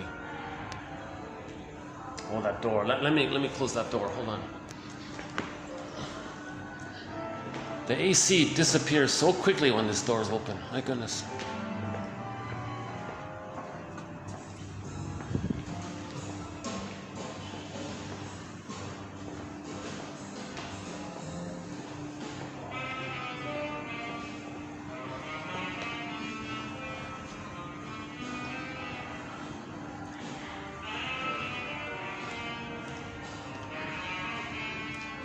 Yeah, the music in this hotel is all right. It's pretty good. Yeah, they play just normal ambient, jazzy kind of friendly music, like coffee shop type of music, right? So all babies begin with "I'm not okay, you're okay." But if the mother doesn't change her ways or isn't more loving and frustrating, and it's a strain on the child, and this goes on, okay, malattuements again and again, day after day, the child is very pained by this. So he's getting more stress hormones. So let's go back to the dialogue. The child says to the mammalian part of the brain, "Hey, hold up here. We went through this before. I did the splitting and the projection to trick you to not send me the stress hormones. Why are you sending me more stress hormones?" The mammalian part of the brain is saying, "Well, this is too much here. You're again and again. I gotta send you more stress. Oh, no, I can't do it. So let me do another trick." Enter. He's going to project his wounded, defective sense of himself as being flawed, defective, no good, unlovable, shamed, and all this, and say it's out, and say others are no good. All he has left, he's going to revert back to that good old days in the uterus where he was a little god.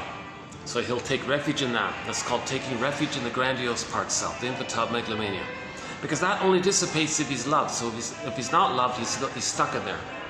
So if he's going to take his identity as being a little god, infantile god, so he'll say he's okay by that, and his humanness, his no good sense, false belief that he's no good, he sees onto others. So his mindset will now be, "I'm okay, you're not okay."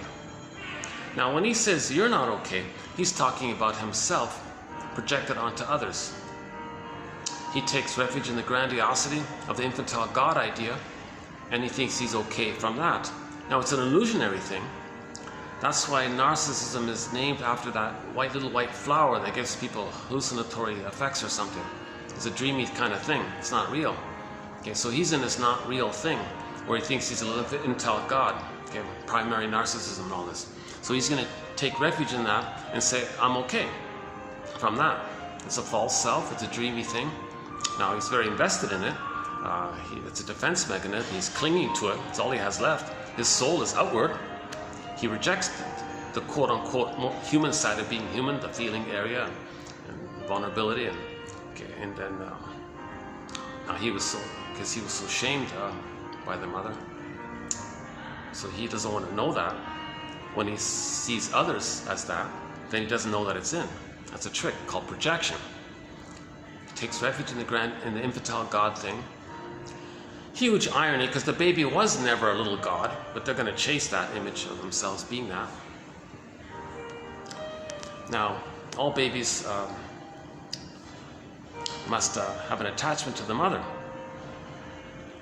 So, enter another drastic, desperate defense mechanism called identification with the aggressor.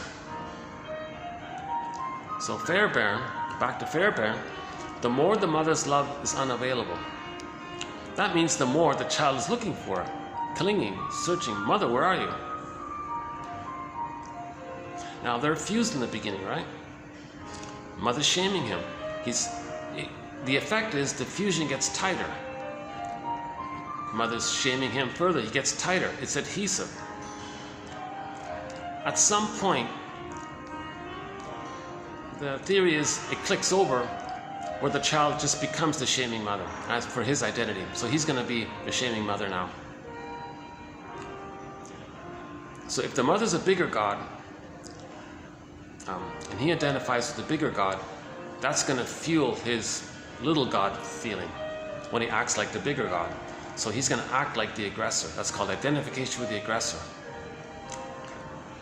So this is all very traumatic.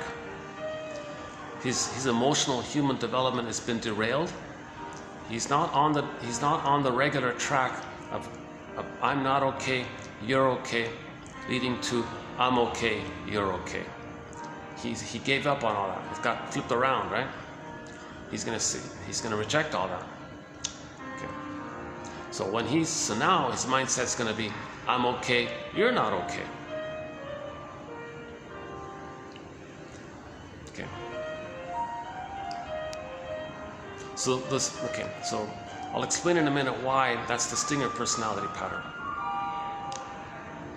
If the child can hold on to the human developmental track, stay on track of I'm not okay, you're okay, post 18 months, but he's frozen between 18 months and 36 months, then he stays in that area of I'm not okay, you're okay. So the clingers, the pleasers, you're so amazing, I'm a little helpless child, I need your help, I'm not important, I'm wounded, and take care of me. So they're still not human, it's still in the human area.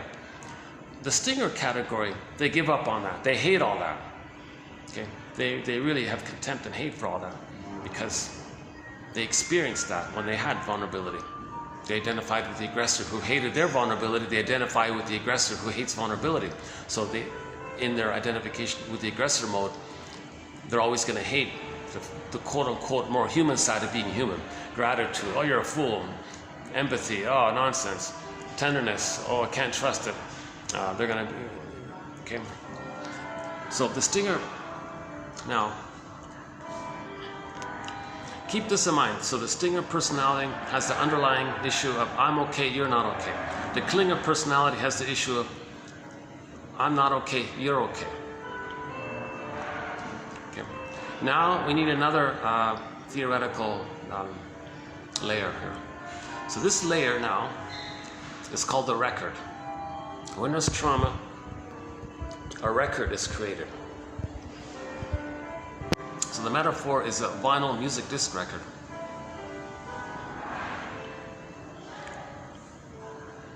Okay. So Edmund Burglar describes it more or less like this. He says, every neurotic is a music enthusiast, but he only has one record. He carries this one record with him everywhere he goes. Every time he sees a record player, with never-ending fiery ardor, he spins off that record. He plays that tune. So what's the record? He's got one tune on the record. The one tune on the record, right? The trauma is mother shamed it. That's the trauma. Mother shamed him. Enter, and he's frozen there. It's petrification, inner conflict, petrification. It's repressed. Okay, this clicks in with the organism's drive for healing. So the organism's drive for healing is that since the baby doesn't understand time, in every situation, he's going to transfer that cry for love for the mother with others in the present. Transfer the past into the present. The present becomes the presenting past. The present's going to be seen as the emotional past. They're living in the past. They're going to just use the present as a representation or a staging or a theater thing or a symbolic of the past to replay that record. So on the record is a cry for love. So everything's love or a cry for love, says one self-help author, right? So on that record, it's basically a cry for love. Love, not shame, mother. No, not shame, love. Love, not shame. That's the conflict. He wants love, but he's getting shame. It's a cry for love. So he's spinning it around. That's his one tune. He's only got one tune. So the theory about repetition compulsion is when there's trauma, the person wants to replay it, hoping for the love outcome. So they're going to see the present as the past, because the baby doesn't understand time. The non-reporting brain doesn't understand time. All that energy there is like the iceberg metaphor. It's got all the power in there. So we can call it like the puppet master in there. And the conscious self is like the puppet almost. And the unconscious, the puppet master, is getting us to misperceive the present, distort the present, make up the present, whatever, cast people into roles in the present, thinking that you're emotionally still in the past. So in the present, you're going to replay that record. Love, not shame, love, not shame. Okay. Now, this record, this tune, love, not shame, takes two variations, the stinger and the clinger way. Okay, so let's squeeze in the Greenberg quote. Shrink said to the guy, "You have trouble living in the present, so you're dwelling in the past because you never really lived it. When the baby's traumatized, he can't live it, he can't know it, it's too much excitement, he can't know it. In The Wizard of Oz, that's the scarecrow off in one place, lost the feelings, that's the Tin Man, the two being like that, person feels disembodied, that's the cowardly lion in another place. Things are fragmented like this. So when there's trauma, we're hoping to replay it, waiting and wanting to get the proper loved outcome, to be there and not have, and to erase or to undo the shamed outcome. It doesn't work because there is time, and they're not in the nursery, and nobody in the present is the breast mother from the nursery, or can be, so it's not going to work. So the puppet master is going to get the person to replay it again and again with others as stand-ins for the past. So this is the puppet master trying to communicate to us that there's trauma. We're replaying and staging what happened in the nursery for us to know what happened in the nursery. So the unconscious self is saying to the conscious self, "Hey you, I'm talking to you. What are you saying to me?" "Well, I'm getting you to do a staging thing in the present. I'm showing you what happened in the nursery. I want you to observe yourself, because I got you to do the staging thing, and I want you to observe this. And that's my way to tell you what happened in the nursery." So what happened in the nursery? Mother shamed them. So in the present, they're going to replay that record. Now, the replaying of that record takes two forms. If the trauma takes place before 18 months, with the stinger personality patterns, they identify with the aggressor. So when they replay the record, they're going to find others, non-threatening substitute others, innocent others, safe others, to stand in and represent their original safe, non-threatening innocence to the mother. So somebody in the present is going to play their lost innocence. Okay? The stinger has identified with the aggressor. So in every new situation, they're going to replay that record. So in a new situation, the record is mother shamed them. But in the new situation, now they're going to play the shaming mother, find someone else to stand in for them. So when they replay the record, they're going to replay in the present how mother shamed them. Mother shamed them, so they're going to replay that. But they're going to be the shaming mother, shaming them. But where is them? They've already projected them, the wounded, defective self, onto others. So they're going to shame others to replay how the mother shamed them. That's why they're called the stinger personalities, because they're hurting others to replay how the mother hurt them. So that's a mirror for the stinger to know how they were treated by the mother. So they're meant to see this and say, "Oh my God, I'm treating others the way my mother treated me. That's a therapeutic turning point, and I think they can get back on track of development, so they can start to heal once they make that point of reflection. So the puppet master was successful, the conscious self was able to get the message from the unconscious self.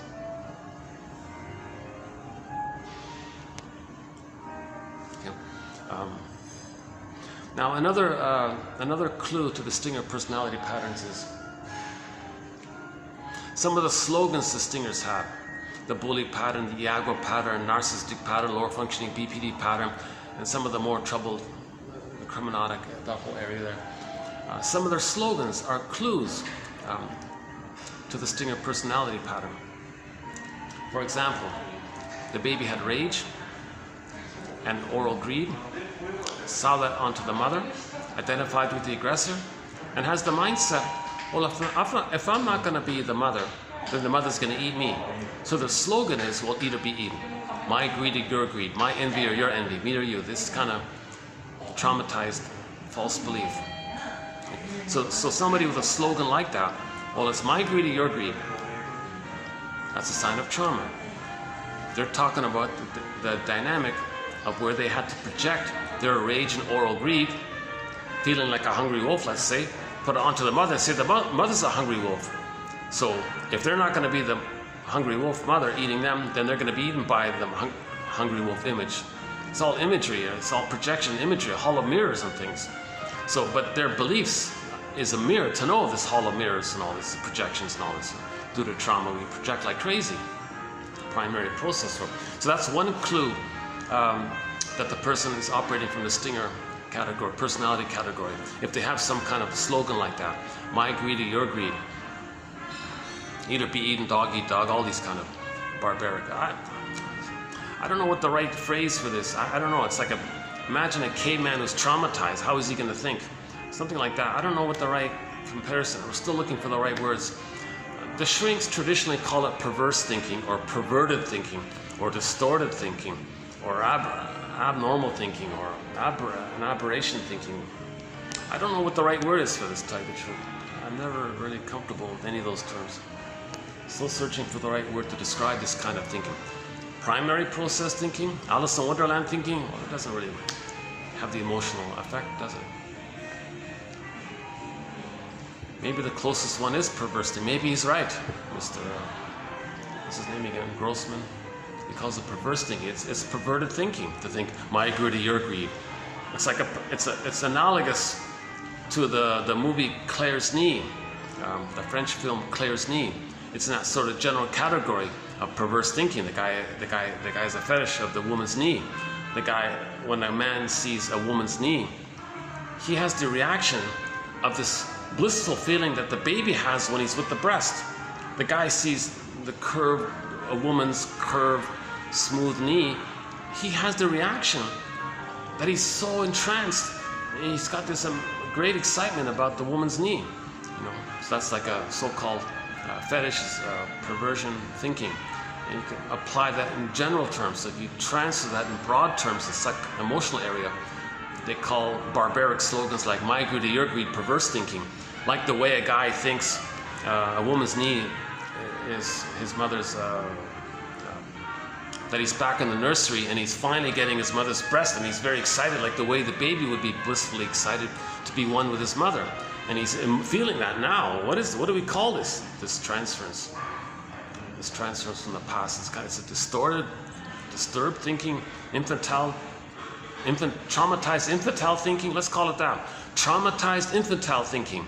If someone has a slogan, my greed or your greed, that's traumatized infantile thinking.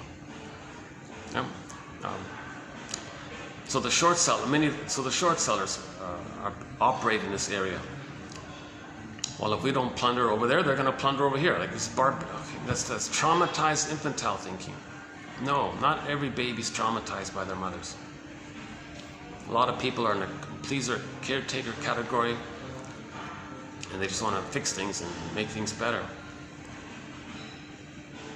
Not operate out of the trauma of needing to do to others what the mother did to them, so that they can stay loyal to the mother because they've become the mother.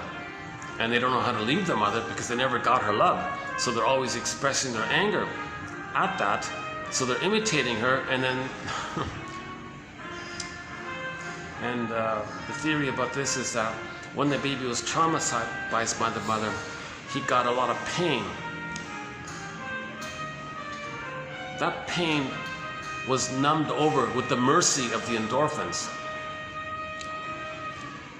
When a person acts like a stinger again and again, he's triggering the endorphin release. Pain endorphins, pain endorphins. He's doing it again and again. And maybe the pain part, it may just bypass it. He's just searching for the endorphins, searching for the endorphins.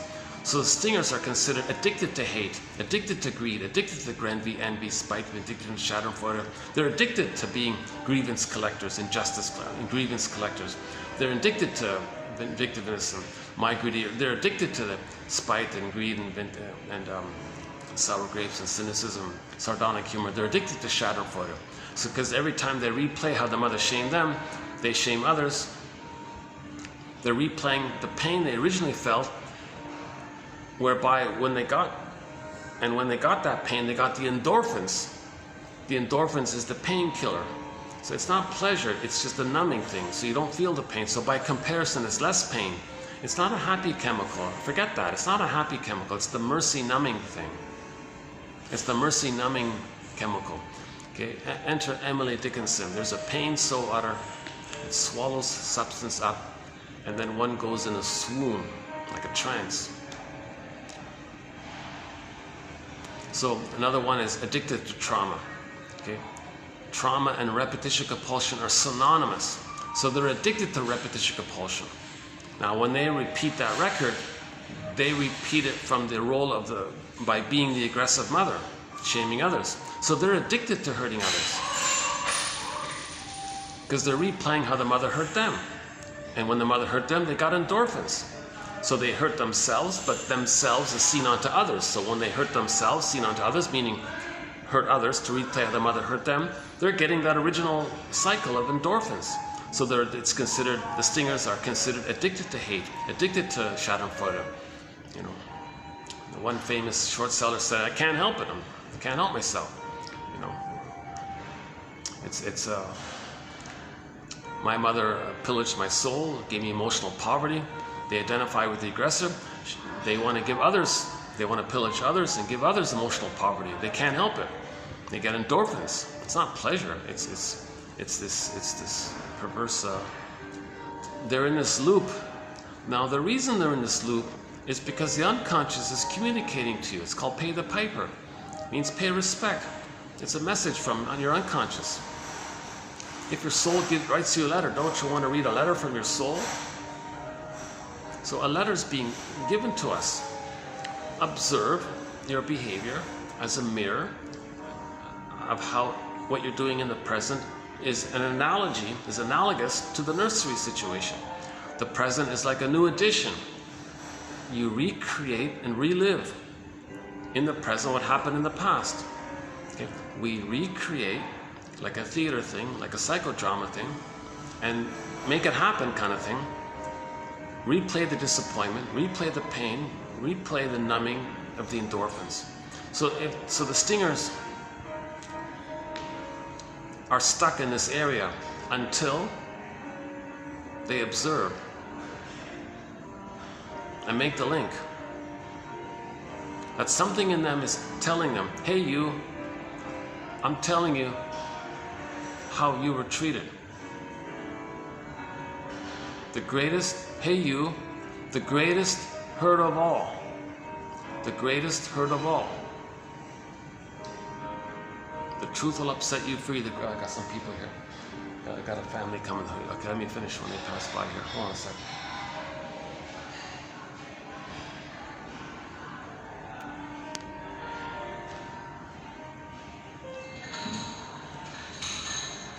Yeah, I don't want to say mother failed you, right? When a little kid's passing by with his mother, right? This is for adults, right? Hey, mommy, I just heard that guy on the phone say that the mother betrayed the baby. You didn't betray me, did you? Oh no, of course not. What's he talking about? Well, some mothers betray their children. Oh my God, that's awful. Well, do you have any classmates who are very naughty? Well, yeah, that's true. There is a kid in my class who's like acting in a very aggressive way and all this. Yeah, well, his mother betrayed him. Oh, that's what that means. Okay, so the greatest hurt of all, mother failed me. Mother failed to provide a secure attachment style. The truth will upset you free. So when a stinger can make that therapeutic turning point, meaning get the message from his soul, the soul is communicating to him.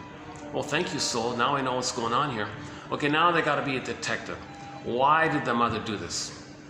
Did the mother have a record that she was replaying?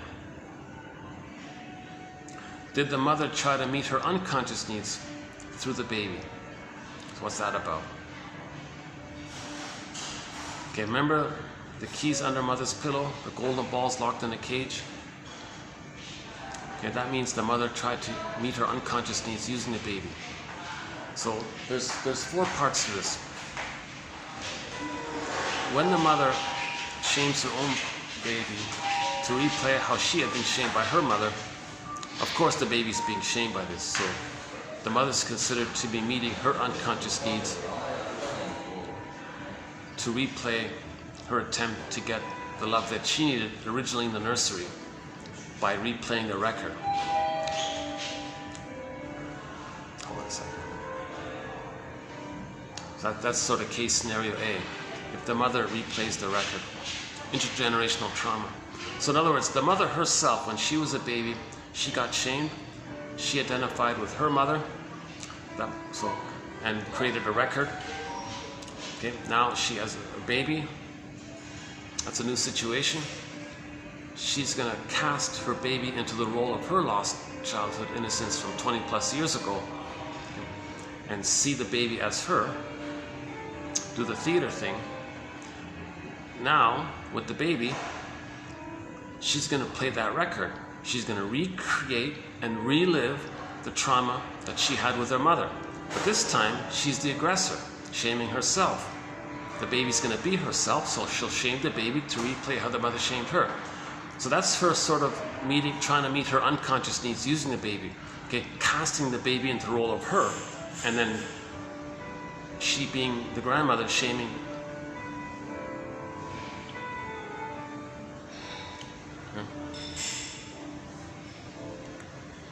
Okay, so the mother, when the mother replays the record, she needs somebody to play her lost innocence.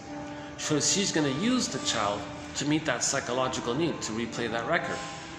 The mother has a psychological need to replay that record because she has a cry for love.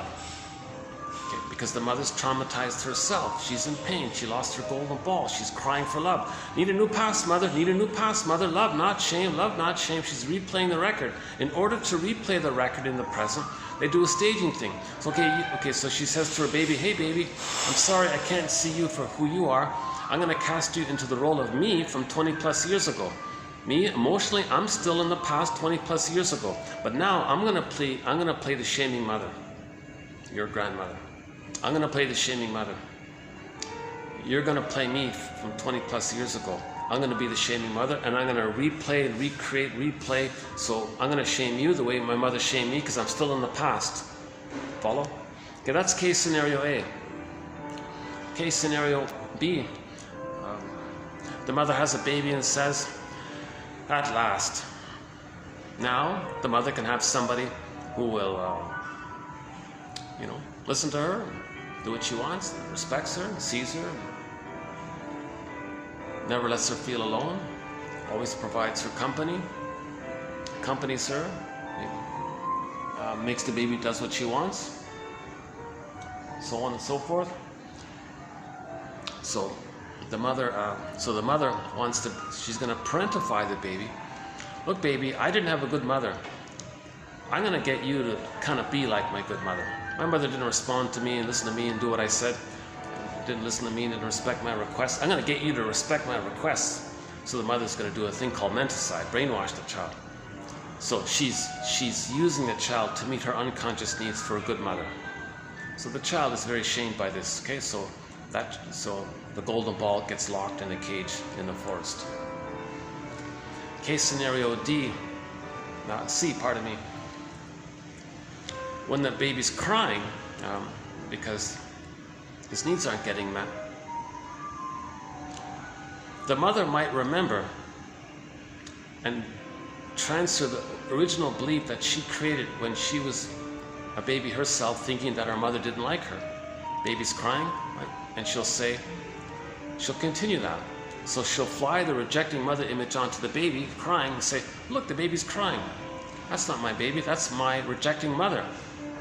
In code, baby doesn't like me. She means mother doesn't like me, from her belief back then. So she's continuing the fight with her mother, using the child as a representative of her rejecting mother.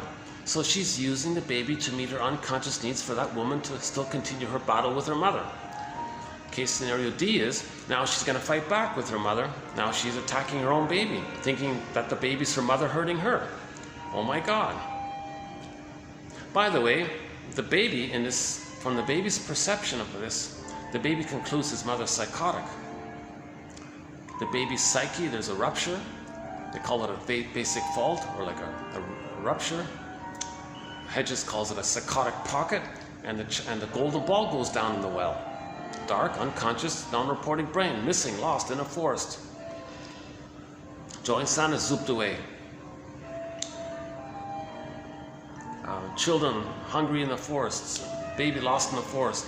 So in myths and fairy tales, when there's something pure and innocent that's zooped away, frozen, petrified, turned to stone, unreal, turns to wood, turns to a statue, etc., that's the idea there.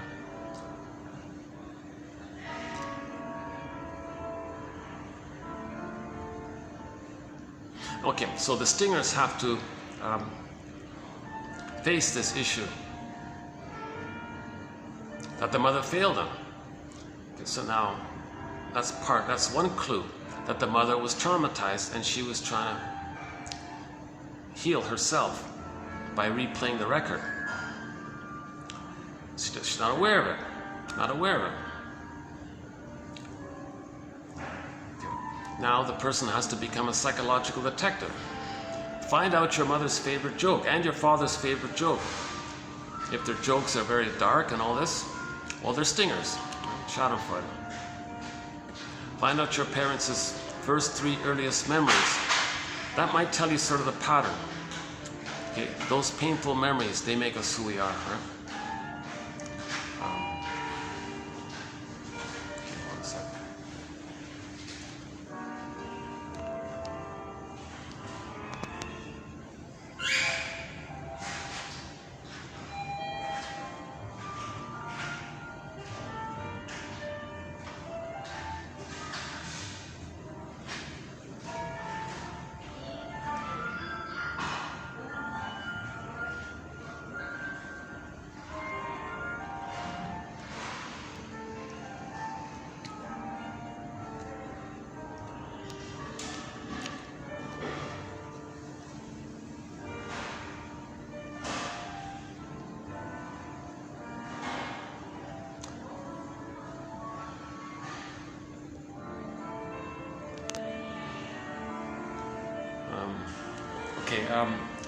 YouTube, Bruce Springsteen, Independence Day, Toronto. Listen to the intro he gives to that song.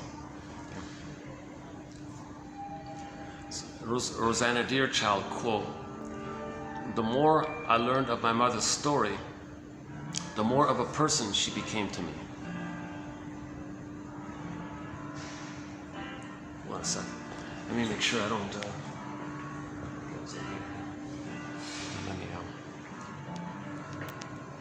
I guess I'm cool. You know, I'm still kind of hot in here. Look at this, eh? Look what a nice place, eh? See, it's nice and bright in there, but wait a minute, are they open? What is today? Today's hang on a sec. I thought they're closed.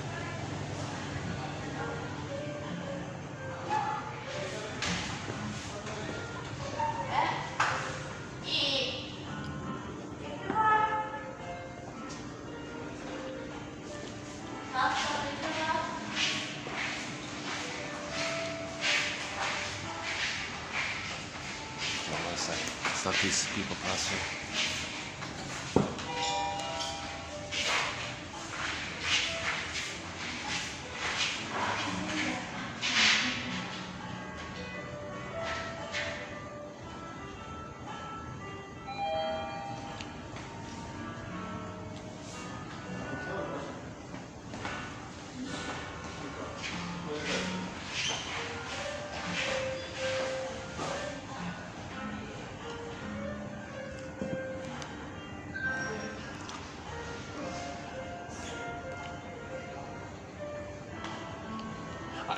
Are you guys open? Are you guys actually open now? No. You're closed, right? Yeah, I thought so. Yeah, okay. Yeah, it's okay.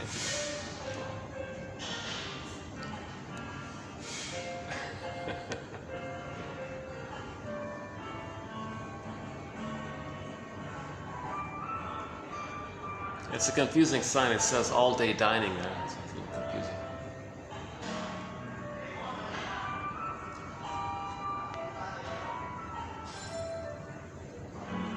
Oh, that's why I'm sweating. Yeah, they left the doors open. Ah, yeah, again. Okay, maybe I'll go down then. Let's just go down. Hold on a second. They always leave these doors open.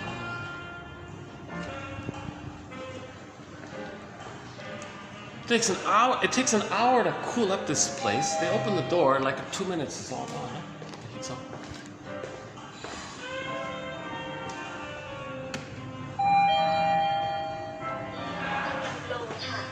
Going down.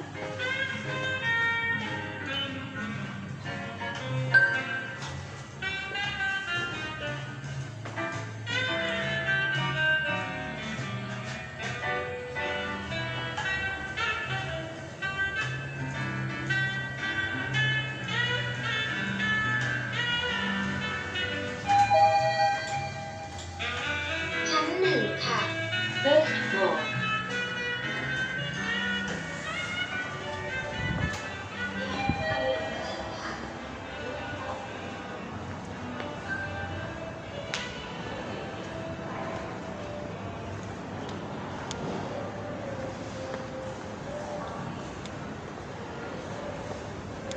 Oh, it's calmed down a bit here. Yeah, okay.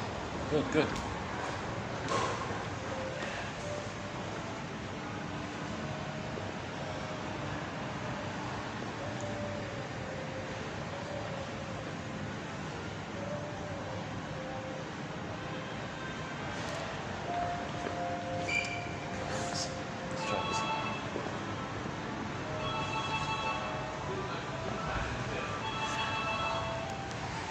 Sit here for a bit.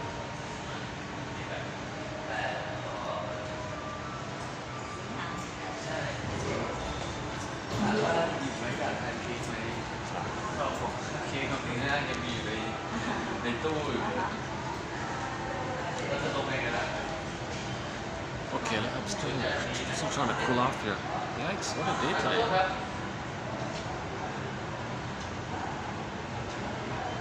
Maybe it's this low grade. Maybe I'm not used to their brand of coffee. Yeah, it is pretty strong. Yeah, they have a very strong coffee. It's okay. Okay, give me a minute to settle in here. So where were we? Okay, the stinger personality patterns. They're addicted to hate.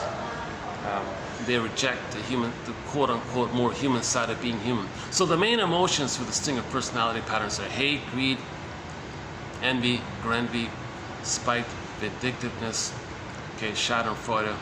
The grandiosity is constant. They're always in the constant search for grandiosity. Grievance collecting is included in there. It's part of the vindictiveness. They can't mourn losses, so they'll deny losses all the time using contempt. Didn't eat you anyway, sour grapes kind of thing. Now, because they can't mourn losses, and they always got to deny it, that means as they get older and older, they don't want to be reminded of losses. So that there can be a very negative OCD now, where they want to control every little thing. because a little, oops, because some kind of little, it's hot, eh? Yeah?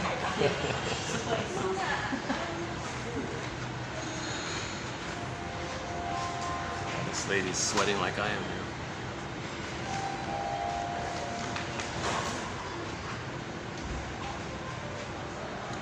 Maybe okay, maybe I'll go. Let's go back to where I was last time. Okay, hold on.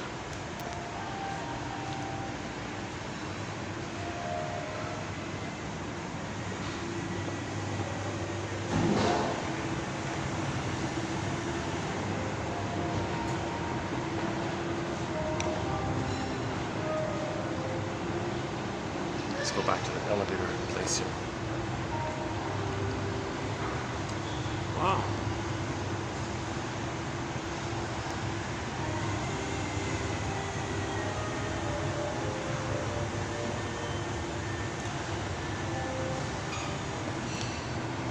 Maybe there's some unconscious. See, my anxiety comes out with I notice my anxiety comes out mainly with the perspiration. I'm noticing more perspiration today, but I don't think it's any hotter here today. So I wonder what's going on there.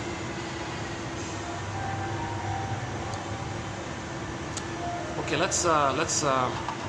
let's wrap up the stinger category area. Okay, so they're barbaric. Okay, they're traumatized infantile slogans. My greed or your greed. My envy or your envy. Me or you.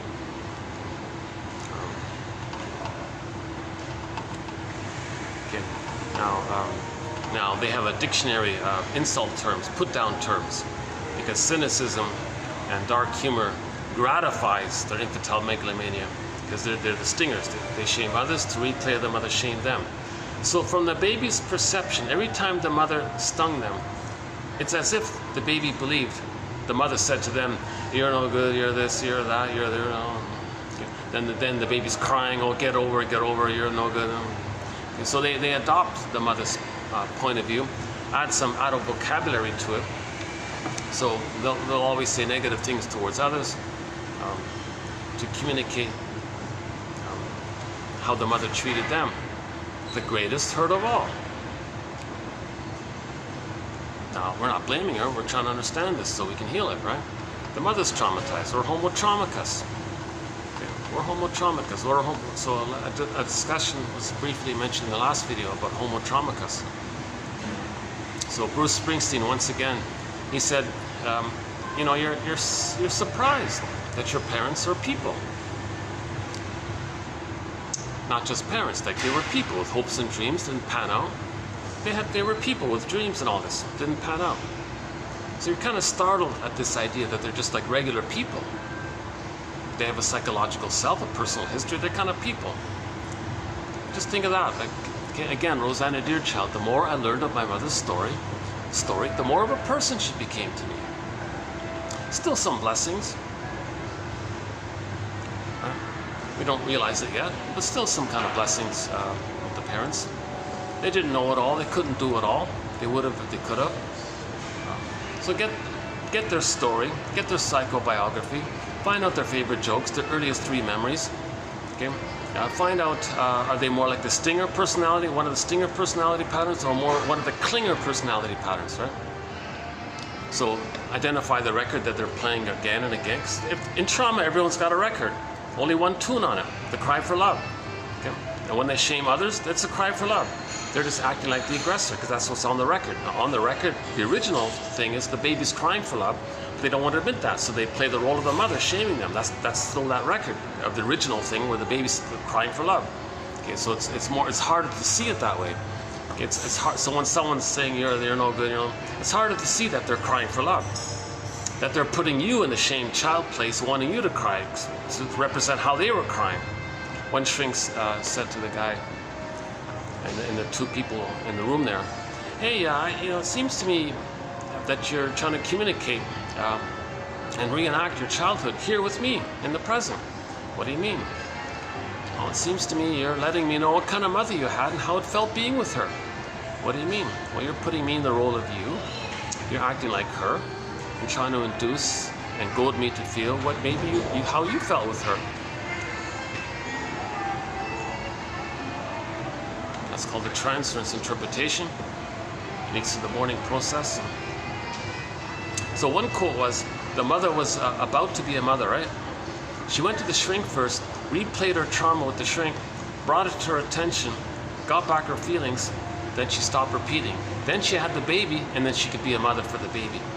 But if she didn't do that process, then she's going to replay that record with the baby. So she did it with the therapist. The therapist can put words to it. That's weaving the basket and the feeling time in the mourning process. Get back your golden ball through the grieving process. Joy and sadness come back. You differentiate, get a floor. Joy, sadness runs the console. Joy runs the console. Okay, forgive your parents, heal yourself. Okay, so recognition, understanding, forgiveness, you heal your, and so on. So she went through all that. Then when she had the baby, she didn't need to replay anything. She could be in the present. She could be a mother in the present and fulfill her presently role as a mother in the present to love her baby. She could do it. That was the whole idea. So she broke intergenerational trauma. When we stop repeating, we break intergenerational trauma. We're getting back to homo naturalis. So we want to get back to homo naturalis. We're homo naturalis. But just recently we became homo traumicus. Some people call it homo economicus. My greed or your greed. That's infantile trauma mind, and we project our babyhood trauma mind onto the world, and we're not making sense. Kristen Wilson says, yeah, we're not making sense.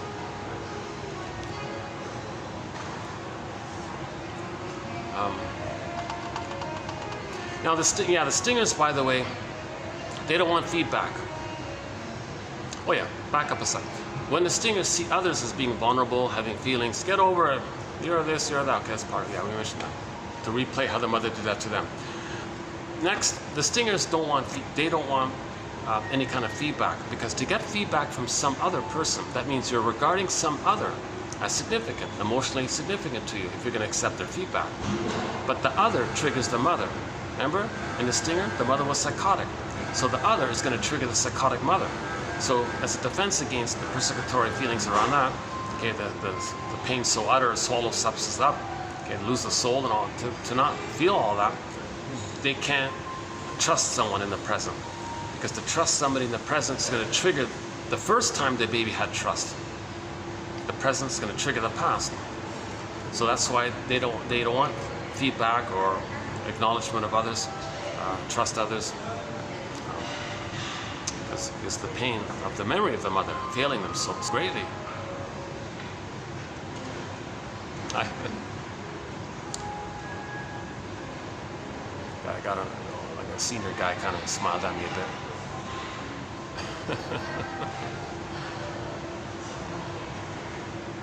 Yeah, he seemed to be in a good mood, that guy.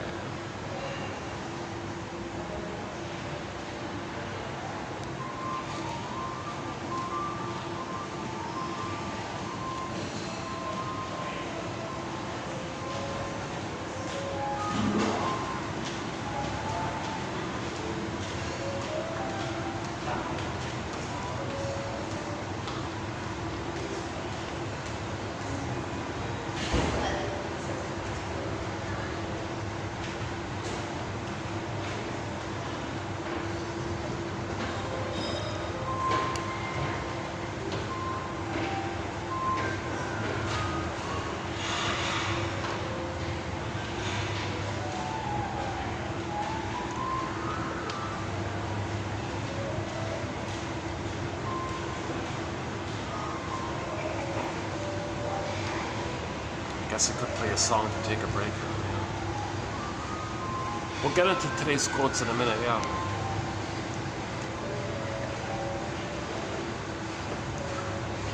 Okay, oh yeah, oh my God, yeah. Now, if two stingers get married, they have a scapegoat hunger. They have a real hunger for one of the children to express their shame and anger and all this. So they'll fix it. They'll treat one child badly to create a naughty child and take vicarious delight, covert delight in seeing the child be a proxy character who expresses and feels for the parents. So if two stingers get married, okay, so he's a stinger, she's a stinger. a lot of hostility there, right? No affection or tenderness and all this, right? Just grandiosity and their helpmates or whatever. Utilitarian kind of. Usually it's like I'll let you be important and I'm important, but we don't talk about feelings or this area. So there's a lot of shadow, okay, because joy and sadness are frozen for her and for him. The two stingers get married. So when two stingers get married, they don't want to direct their hostility at each other. So they got a great hunger to externalize or see represented a character called a proxy. So remember, a proxy, someone who feels for you, someone who plays a role for you, someone who does something for you. So they'll make the child be a proxy. So they'll fix it so that the child is angry. Then when the child is angry, each parent can take covert secret delight in thinking that because they caused it, the child is expressing their anger. Projective identification. Come on, kid, be angry. Express my anger, be a proxy for my anger. So the father looks at the kid, oh, he's angry, he's expressing my anger. It's covert delight. Mother's doing the same thing. Okay, that keeps the peace between the father and the mother, kind of thing. So the child is scapegoated, hence the idea of a scapegoat hunger. Okay, so the stingers don't have self-awareness, they're projecting like crazy, right? Now the child's going to go along with this, of course, because all children want to please their parents, keep the family together, and they feel important. Wow, I'm keeping my parents together. Okay, mother, if my being angry gives you pleasure, dad, my being angry gives you pleasure covertly. And the kid picks up on this, he knows it. So he goes along with this. Now the two, father and mother doing this, that's part A. Get the child to express some of their anger. That's half of their anger. Then when the child's being naughty and all this, then the parents can put a label on the child and then say that the child is so bad and threatening and all this. That gives them an excuse. They create an excuse to express their anger at the child. So they wanted to create an excuse to express their hate and anger on the child. The child says, yeah, okay, oh fine, I'm playing my role here. So he's being scapegoated by all this. So why are the parents doing this? Okay. For both the father and the mother, sadness is frozen up ice mountain, locked in a cage down a tunnel. They don't mourn, they can't mourn. Remember when joy and sadness in the Disney film Inside are zooped away? What was at the console? Okay, mainly anger. Okay. Fear gets quickly overwhelmed and anger clicks in. The character discussed was mainly about distaste and dis-smell being sort of physiological aspects to the physiology area, right? So anger is not primary. Anger is like the reaction to when joy and sadness are zooped away. Joy and sadness run the console. Mainly joy runs the console. Sometimes sadness runs the console, but mainly joy runs the console. Now if joy and sadness are zooped away, frozen down a tunnel, then anger's there. So the father's got all this anger, the mother's got all this anger. How are they going to get along? They want to get along in a utilitarian way. So to preserve their grandiosity. Okay, you play big shot, and you play big shot, but we don't talk about anything real, or we don't talk about the past or our parent. We just keep saying how amazing we are, how we're good and others are no good. We're good and our bad kid is no good. So we're good, one of our kid is no good. One of our kids are no good. So they create one kid to be no good in that area. So they have a huge scapegoat hunger if the two stingers get married. If the two stingers get married and they don't have a kid, they may just say, oh yeah, the family at the end of the block, oh they're this and they're, they'll just say how bad they are, and they'll focus and fantasize that the family at the end of the block is the proxy for their no goodness and shame and defectiveness and all this, and how bad they are. So they're united over hating the family at the end of the block, and then now they have an excuse to express their hateful ideas towards that family. So first they invent an identity for that family. They make it up, moping, projection, exaggerated, gossip and all. They'll find some way to convince themselves that the family at the end of the block is all bad and no good and naughty and all this. They're very desirous to have that belief, to give them then the opportunity to do like a counter thing, to say, well, now we created an opportunity to express our anger because they're just filled with hate. So the father and the mother are directing their hate at the third, right? At the family at the end of the block. It's not against themselves kind of thing. So they have a scapegoat hunger in order to stay together kind of thing.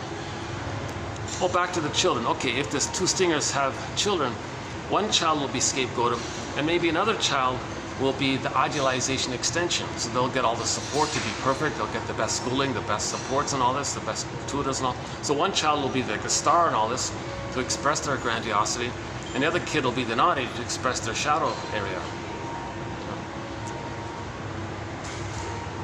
If it's two friends, let's say, they do a thing called taking turns playing big shot.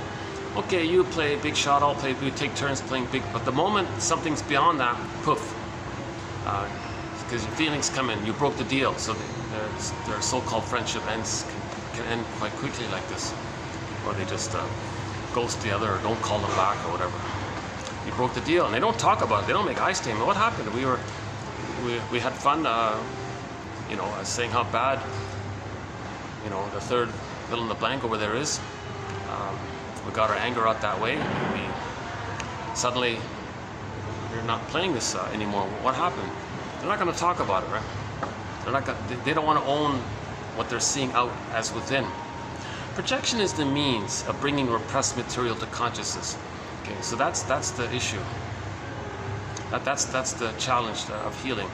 That the strong emotions you have about others, the wildly exaggerated things that you're making up and you're all worked up over, that's a triggering of the past. Something about yourself and your nursery. Edmund Burglar, one of our mentors, says, as usual, look to the nursery. The answer's in the nursery. I forgot the whole quote. You know. If you want to understand the adult, look to his nursery, something like that.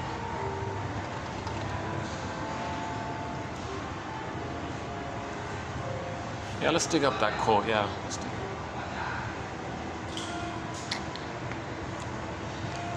Okay, in the last video, I went on a fair bit of a rant about the stinger category area, and so I just briefly touched on a bit of them here. There's a few other points in that area. If two clingers get married, if they're conscious, because they're both on the developmental track of I'm not okay, you're okay, moving towards I'm okay, you're okay, as long as they make I statements together and they're conscious of all this, they can grow together and heal together, and the marriage should become a developmental psychological journey to their psychological birth. And then when they both get there, then it's double happiness. The marriage becomes like fine wine. Right? So they got to make I statements. But if they're not aware of it, they're like two children. Come on, you be the good parent, help me with my autonomy. No, you help me with my autonomy. And they're going to compete that way. So if they're not conscious, they'll argue a lot, and those marriages often become like sour milk, rust out, burn out, etc.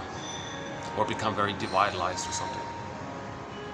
If a clinger marries a stinger, there's a painful collusion taking place, because the stinger says, I'm okay, you're not okay.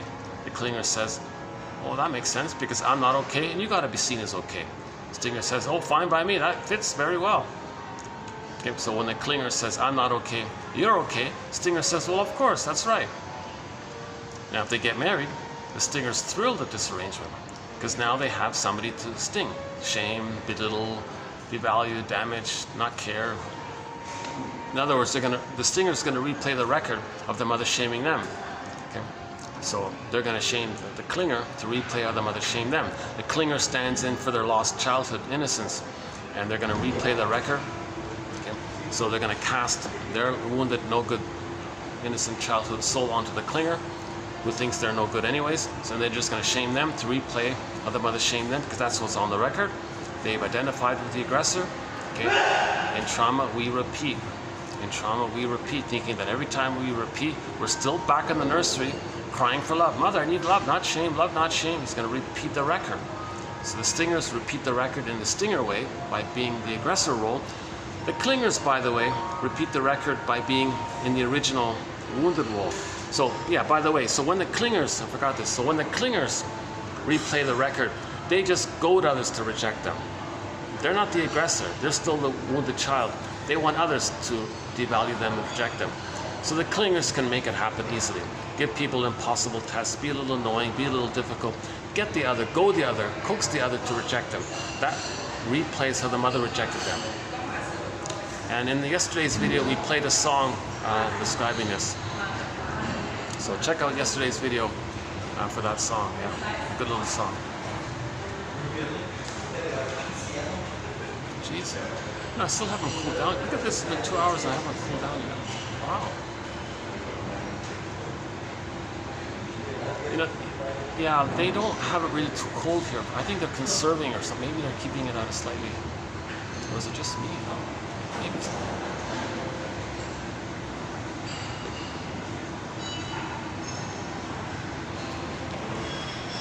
No, I think, yeah, I don't think the thermostat isn't very low in this hotel for some reason.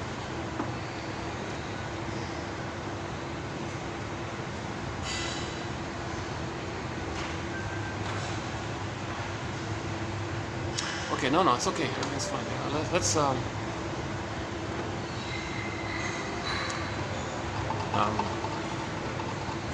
yeah. So if the clinger marries the stinger, that's a huge mistake for the clinger. Stingers are thrilled to have somebody to shame, damage, control, belittle, okay? Because the stinger's married to mom, okay? They become her. They're just recreating and reliving what happened in the nursery where they were hurt by the mother. This time they're going to be the hurting mother. Use the clinger to stand in to find someone to hurt. The clinger says, ouch, but you know what? That makes sense because I'm not okay and you're okay. So the clingers have a lens, a temporal spatial spectacles that says, okay, a working model that says, I'm not okay, you're okay. To fit that lens, they do a thing called sweet lemons. The stinger being acidic and sour on, they'll distort it. No, they're sweet. They're not sour, they're sweet. They gotta fit the lens. They distort reality, misperceive reality, make up reality to fit the lens. Because the clinger is playing the record of being rejected and shamed. Okay? So when they marry a stinger, they're gonna reject them. That replays the original thing of when they were a baby, they were rejected by the mother. They marry a stinger to be rejected. The stinger says, well, you know, it's up to you. I'm just glad to have somebody to shame, to replay how I was shamed. Clinger said, the clinger had the hope that the stinger would be the, give them support and love for their development. Stingers don't know what you're talking about. They've given up on all that. They've given up on the quote-unquote more human side of being human, whereas the clingers have a kind of hope to resume development. So that's the issue, right? So clingers finally wake up after 6 to 7 years, and then they write a self-help book entitled Codependent No More. And the song we played for this is April Wine's song, Won't Walk Down That Road No More. Also in yesterday's video, yeah.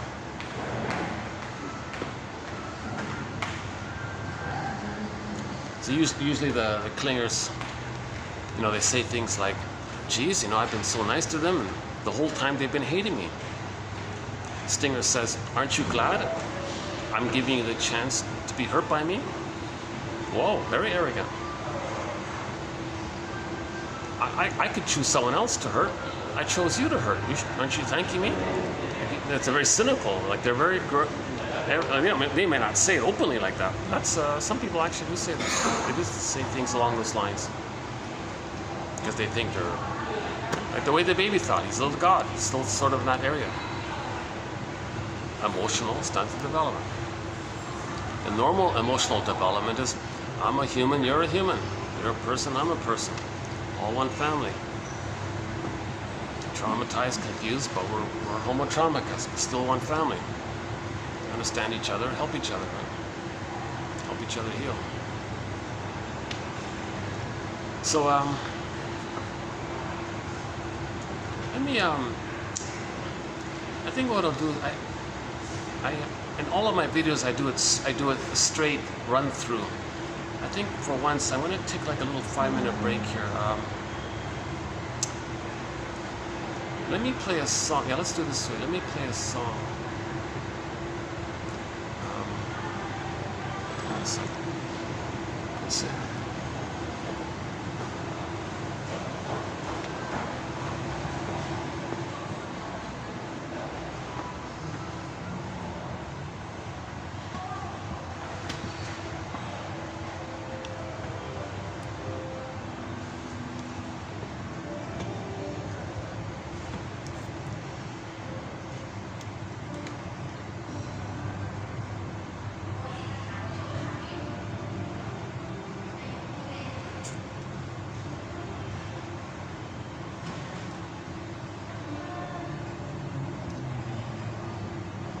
give me a couple of minutes here. Let me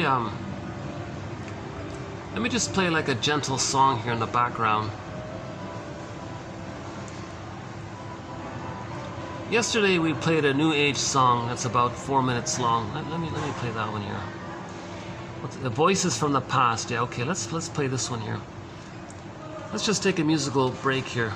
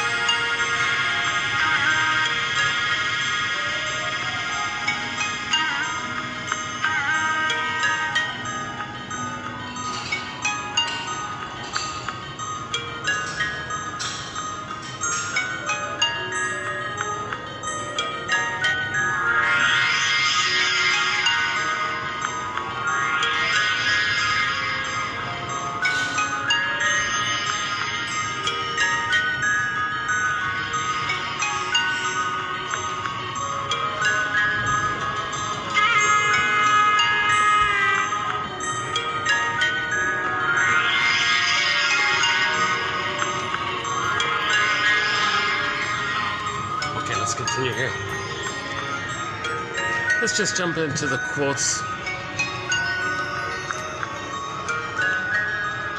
So we'll be doing 2681 here, an assortment of quotes here. The neurotic. Neurotic, right? You're not enjoying the present, replaying the past in the present, thinking you're still in the past emotionally. That's neurotic, right? The neurotic client experiences a bittersweet triumph insofar as it comes at his own expense and precludes transformative relational experience. It's not healing. This so-called pyrrhic victory, right? Yeah, I shamed you. To replay how my mother shamed me. That means I'm not feeling how my mother shamed me, because I'm being the shaming mother. That's a pyrrhic victory, a bittersweet triumph. There's no healing, there's no changing of the past, no time machines, nothing's corrected. That's what he means. For example here, Mr. A psychically robs the aggressor of their agency by becoming the author of his own unhappiness. Oh, mother gave me unhappiness. Well, I'll give myself unhappiness. I'm going to be the author of my unhappiness. Mother gave me unhappiness.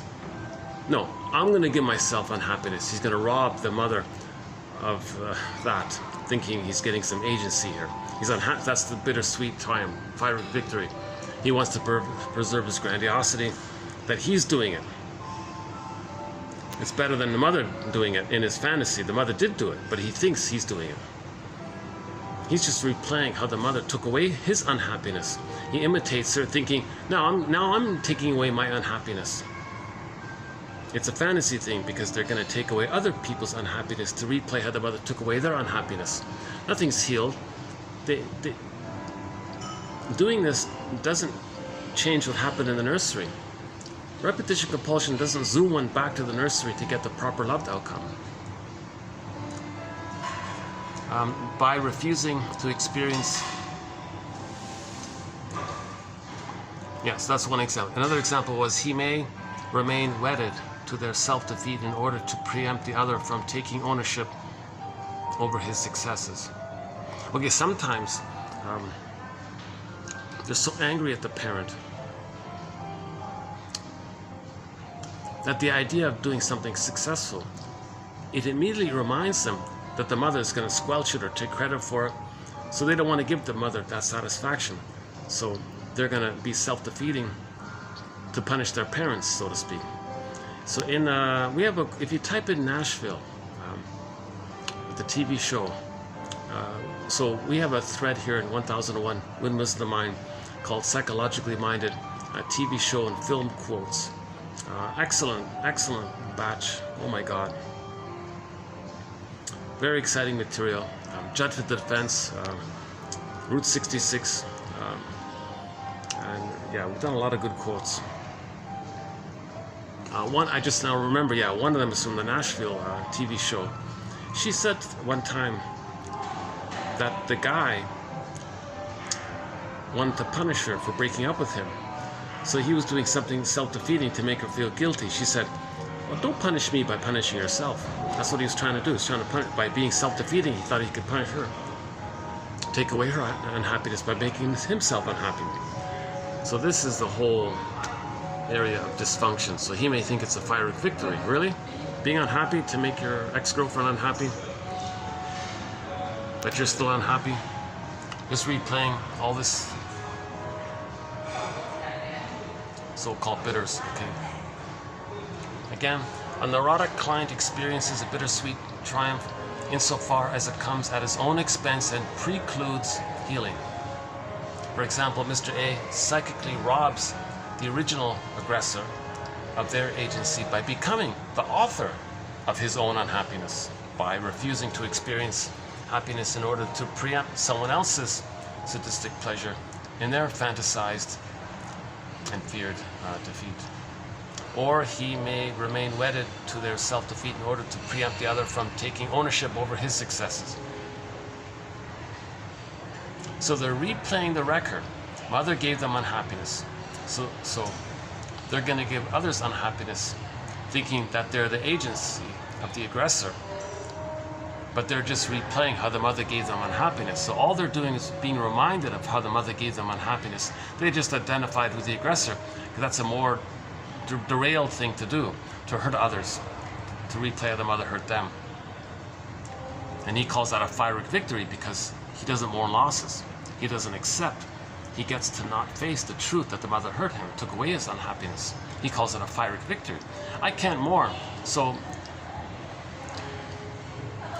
if I give other people unhappiness, then I'm not, and to not believe that my mother gave me unhappiness, that's a Pyrrhic victory, a bittersweet triumph. That's what he means. Self-defeating, this whole area here. Okay, next one. The clinical task at hand involves helping the client to take some ownership of his own acts of meaning creation, which means simultaneously taking ownership of his own acts of meaning destruction. Not uncommonly, a client in this predicament may be hard-pressed to experience himself as creator-destroyer of meaning, insofar as his identity is so often attached to an identity of being done to. There's the grievance collector. Or to protest against an original aggressor, the mother. Or leading to the diminishment of personal agency. I remember Marshall Rosenberg, his line for this is, well, you can't fall out of, if you sleep on the floor, well then you're not going to fall out of bed and hurt yourself, so just stay on the floor. That's his approximate analogy. The accompanying clinical phenomenology reveals that spite and its meaning-destroying properties have achieved the status of virtue. Yeah, now the person's going to inflate their grandiosity. See, I'm the one who gave them unhappiness. Are you happy? No. Did you find your joy in your heart? No. Schadenfreude, you think it's a virtue? They're confused. So as a defense against not feeling the pain of losing pleasure and joy, they'll denote Schadenfreude as a virtue. And they'll create some rationalization, some excuse to cloak it all. Only with the client's gradual recognition that his so-called victory, fiery victory, was in the area of infantile grandiosity, with no impact beyond his own dysfunction, that he experienced a determined desire for something more meaningful in life. Oh yeah, oh, it's past tense. Okay. Only with the client's gradual recognition that his BS, his nonsense, with no impact beyond the nonsense, that he finally experienced a true desire for something more meaningful in life, put it that way. This experience was compounded by his emergent recognition that in sustaining his dysfunctional agenda, he had perpetuated his provisional living and feeling unreal. So he's realizing that he's just replaying the numbness. He's just replaying the pain getting the numb, pain getting the numb. He wants more than that. So he stopped repeating. Therapeutic action lies in the client's acts of agency. Okay, this fourth part, I have a little question mark about it, but I included it anyways from the same author here. Therapeutic action in the client's acts of agency. Therapeutic action lies in the client's acts of self-activation, real self-activation, true self-activation, agency, self-agency, being the author of your own life, which often begin to occur as acts of refusal, challenging the therapy and the therapist signify the client's increased status as a desiring subject with the newfound sense of agency and goal directiveness. So he's advising, or she's advising the therapist consider having the attitude that if the therapist is being rebellion, no sabotaging, they're expressing their agency. It's a fiery victory, but it's the beginning of moving towards expressing their agency. So first they gotta express. So that's why it's a question mark. I should take that out. You know, I'm gonna take that out. It doesn't fit. I don't buy it. There's something wrong with this one. It's not agency. Repetition compulsion is not agency. But she thinks if they're repeating, okay, if she just means in a general term that there's always this innate drive for healing, that when we're repeating, it's a sense of moving towards trying to heal. If she means in that, well, that's a sort of a given. That's sort of an underlying, we take that for granted given. If that's what she means by it. Otherwise, yeah, let's take that one out. So I'm going to scratch that fourth one. Okay, next one here. Adults, as with children, can have various patterns of insecure attachment. Okay, so the trauma is the child didn't get a secure attachment style. He got some kind of insecure attachment style. Okay, disorganized, unformulated, reactive, avoidant, anxious, etc. Disassociated, another one. One way of describing these patterns is to take the diagnostic approach of classifying people into different categories of attachment. These categories are descriptions of the prototypical ways in which adults manifest insecurity in close relationships. They answer the question, in what way do you tend to express your insecurity? So can you answer that, right? In what way do you tend to express your insecurity in relationships, right? Is it very anxious, preoccupied, obsessive thinking, and compulsive preoccupation? Okay, that's the anxious one.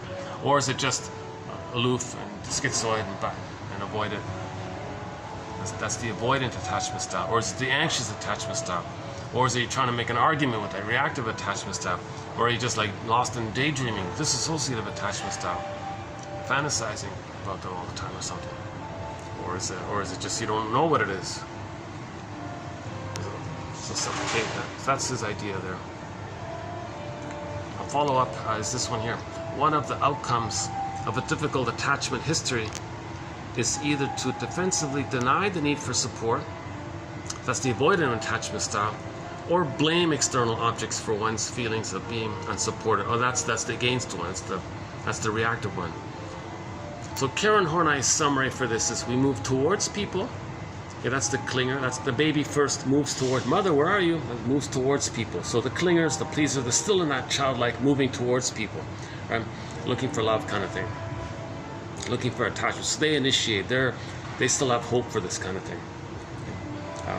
Now, if they're rebuffed, they may become avoidant. Oh, I give up on this. Now, the rebuffed one, maybe they feel safe, then they get angry, then they're reactive or something because they avoid for so long, maybe they're going to get angry afterwards. So she says we move towards people, away from people, or against people. So the moving away, if you look on the Enneagram, that's the unhealthy 5. The against people, that's the unhealthy 8. That summarizes that issue. Oh yeah, Bowlby. Yeah. A recent quote from a TV show was Drop Dead Diva. Grieving makes you human. I discussed that one a fair bit last time, yeah. Oh yeah, because one of the actresses in that show has the surname of Bowlby. And John Bowlby is sort of the founder of attachment theory. Okay, next one here. Oh, what happened here? Oh, it's okay. Okay.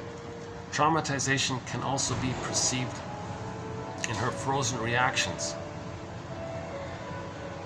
Traumatization can also be perceived in her frozen reactions, quote unquote, mortal fright, unquote, in surprising situations. So a lot of people with the so-called 10,000 yard stare, you know, that's the frozen one, or the fright reaction. So they're surprised and have like this frozen kind of reaction. That's traumatization of disassociation. So something surprises them, it triggers the trauma of childhood where the child froze up. That's what it means. Okay, page 2 here.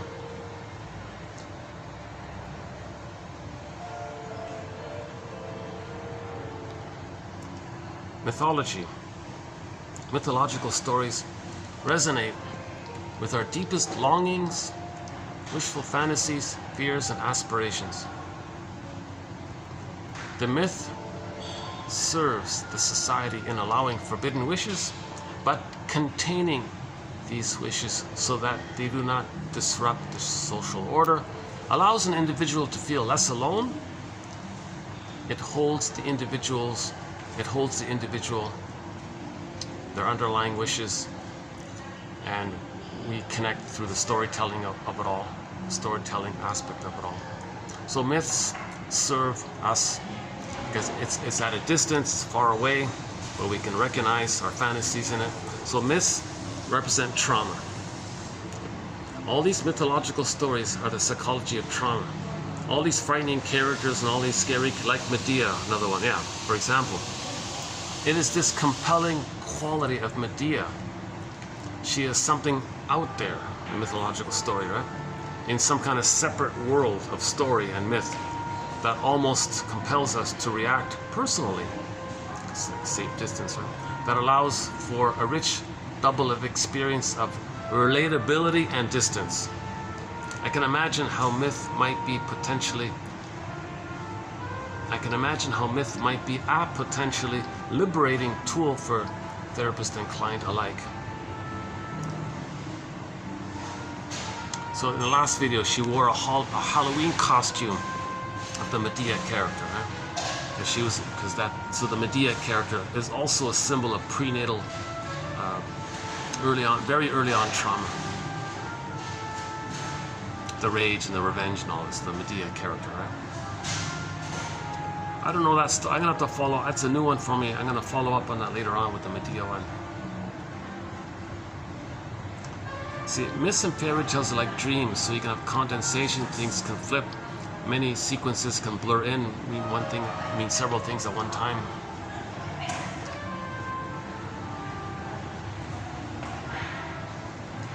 So usually if there's a frightening, scary, angry character, the baby's enraged. The oral greed, okay, the Medea gobbles up the children. It's not literal. Don't take these stories literal. Don't take them concretely. They're symbols or metaphors for internal dynamics, right? So like for example, the Cyclops eats the people. Okay, it's nothing real like that. There's no monster that eats people. Okay, it's nothing like that. It's just that the baby thinks the breast mother is a monster. From the baby's small, helpless mind, the breast has all the power. It's the world for the baby. So the breast mother is like a giant from the baby's perception. He's enraged, puts it on to the mother. The giant's enraged. Baby had oral greed, they can't know it. The monster mother has oral greed. That's all it is. So mythology talks about trauma. Mythology talks about projections and this dream world thing of projection, distortion, displacement, and all this.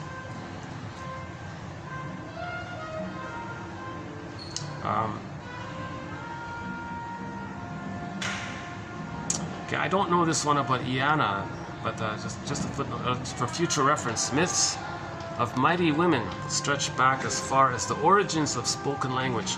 The earliest such myth that has come down to us in written form is that of Iana. So that's like the first myth, she says, of a powerful woman.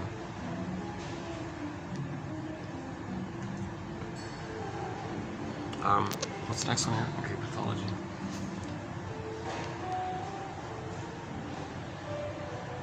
I heard a podcast interview with a guy who said the following in reference to the Enneagram, the lines on the Enneagram. In Greek mythology, there's an old expression: the gods never appear alone. Likewise, in the Enneagram, the points never appear alone. The context for each number is always the other 8. So don't just think of the points as isolated and alone. There's always lines going on. You got wings, you got lines. So when one personality pattern, when a person with a certain personality feels safe, they move up the line of security and they adopt the traits of another point. Okay? So for example, if the 5 feels safe, he can be more like the 8, right?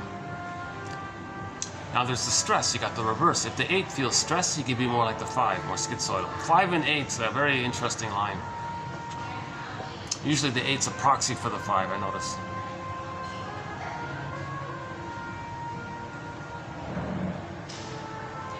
Alright, so let's see if I remember the one. I don't know this Enneagram too much, but I did read it a while ago. So if the perfectionist, right? If the 1 feels safe, they become more playful like the 7. But if the 1 feels stressed, they regress to the abandonment issues of the 4. Okay, the 2. If the 2 feels stress, they go back to the 8. They're bullying. But if the 2 feels safe, they can advance to the artistic creation of the 4.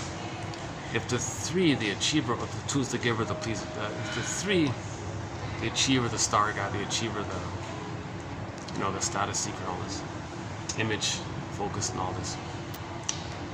If the 3 feels stress, they regress to worrying like the 6. Is that right? A little paranoidish. If the 3 feels safe, they become more like peacemakers, mediators like the 9. 4s, if the 4s feel stressed, they regress to the pleasers. But if the fours feel safe, they can move forward to the ones, the orderly, organized. Because the four is the tortured artist. If he feels safe, he might become organized and organize his paintings and be something, be more organized. If the schizoid five, the professor, the book in his head all the time. A very unhealthy five, like the most disturbed five of the fives, so everything's on a scale, on a range there. If you got the most troubled five, that's the Iago pattern. Very cynical, they're the most cynical, detached and all this, filled with envy. Okay, but if the five feels safe, he might become more aggressive, like the bully one, the 8. If the five feels safe, he becomes. If the 5 feels stressed out, he may be like the pleaser one, please like me one or something. Okay, the 6, sort of the doubtful, little worried, they worry too much. If they feel stressed, they become like pleasers, like the mediators, the 9s, right? If they feel good, they become the 3s. No, the 9s become the 3s. Hang on a sec. Oh, let's back up. Let's do the 7s first. So the 7's the Peter Pan one, the Playboy one, the airy one. If they feel stressed, they become little pedants, the 1, right? If they feel safe, 7s become reasonable thinkers, like the 5. Okay. Okay, we did the 8 and the 9. The 9, the peacemaker. If the 9 feels, the 9s, yeah, the peacemaker, the mediator, if they feel safe, they might become more like achievers, want to be more successful, like the stars, like the 3s. But if the 9s are stressed out, they may regress back to the 6 and the worry, slight paranoid, a little bit like that, right? Like the 6s. See, now think about it. If you got a healthy 9, a healthy mediator, and they feel safe, they'll be star-like, they'll be efficient and productive and all this. But if you got an unhealthy 9, and they feel safe, they may become like really cut corners and be ambitious or something like that. Right? Now the fault with the Enneagram is they ignore everything that we're talking about here in object relations theory and developmental. They don't care about psychoanalysis. It's a different kind of model. It's just a prompt to say, let's create a little circle map with a bunch of personality traits and lines and things going on. All you got to do is start somewhere and identify how you are in relation to all of them. Now, my basic, I think I agree with Dostoevsky, right? He says all healthy families look alike. All healthy people look kind of alike. If a person's healthy, there is no Enneagram. If a person's healthy, they can be organized like the 1, caring and giving like the 2, efficient and successful like the 3, artistic and creative like the 4, knowledgeable and rational like a 5, protective maybe like a 6, maybe a little fun and playful like the 7, maybe like assertive leadership like the 8, and making sure everything's harmonious and peaceful like the 9. So any healthy person will adopt all the healthy versions of the 9 types. That's sort of a given, right? But the Enneagram can be more for dysfunctional area, in the dysfunctional area. So if a person's dysfunctional, it can facilitate free association and discussion. How are you in relation to the other 8? Now I mentioned in the last video, he's got this wacky theory, I don't agree with him, that the wings, that the fixation in the middle, you got the 2 wings, right? So it works with one example, I think. So his example he gave was how the 7 is a compromise between the 8 and the 6. So the 6 is the fear, the 8 is the assertion and all that. So if a person is caught with the fear of the childlike fear, but they want to be assertive, the middle compromise is flight, be Peter Pan, escape it all. So the 7 is like a compromise between the 6 and the 8.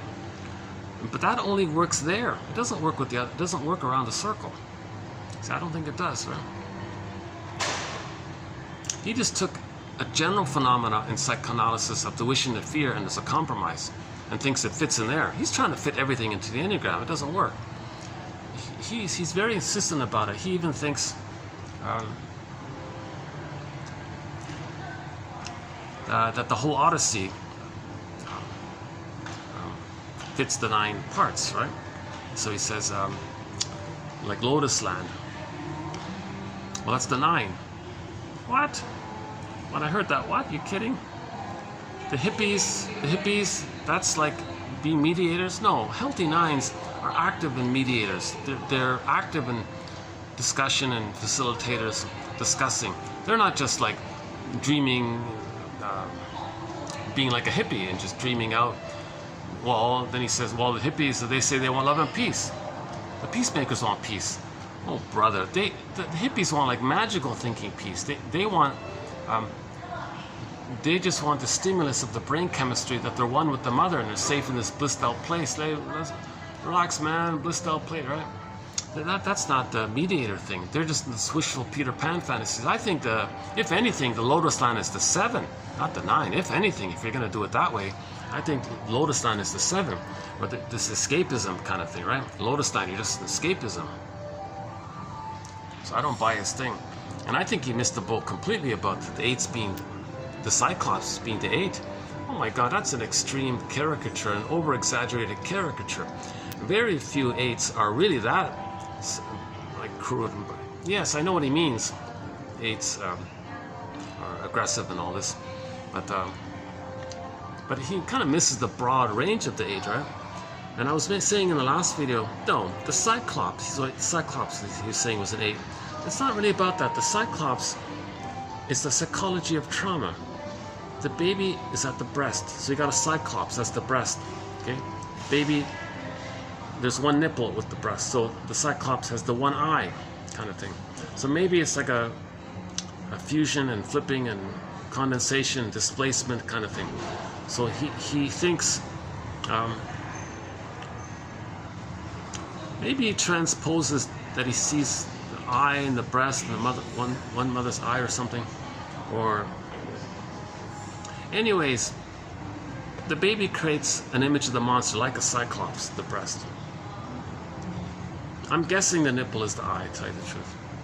Like the Cyclops one eye is the baby with the one nipple. How that takes place, I'm not sure. Now the Cyclops was eating the people and he was enraged, impulsive and enraged. Well, the baby was not mode, he was impulsive and enraged. No, the monster's impulsive and enraged. That's all it's talking about. So I don't think it fits. I don't think him trying to fit everything into the Enneagram is accurate. I think the Enneagram was just like a technique to facilitate and give people permission to discuss aspects about themselves. Because the traits they see on the Enneagram that they don't like, that's a projection. Now the Enneagram gives you permission. Well, how am I like the 2, the 3, the 4, the 5, and so on? How am I like that? How is a part of that like me? So in yesterday's video, there was a very good question about that. Oh, do we have it here? Hold on a sec. Yikes. Let's take it up. It was yesterday. Okay, if you go to yesterday's video, we did it in there about the 3 and the 1. Yeah, I remember that. The 3, the 1 hates the 3. Like the 1 is orderly, and the 3 is often very deceptive, and they like cut corners and lies. Helen Palmer says, hey, wait a minute. Well, you always want people to see you as perfect. That's a kind of lie, like a mask. Oh, they're lying, you're lying. Well, own it. So shift your attention inward. What your judgment about the 3? How are you like that? In your unique way, how are you like that? And you're projecting, you're hating the 3 because you don't want to see how you're lying, because you're saying the 3s are such liars. Well, how about you, 1? You're a liar too. The 1 said, no, I'm not. Nonsense. I'm orderly. I do things perfectly. But you want to see, but you really are invested in the image of everyone thinking you're perfect. Like you're really trying to sell that image. There's a kind of lie in that area, right? Is it? So the conclusion was, oh, I see what you mean. So I'm hiding something, or I'm deceptive, so So she thinks it's not perfect, but she thinks it can facilitate withdrawing and shifting attention, gaining empathy. Use your judgments about the other points and see how you're like that, because we all have all points. Right?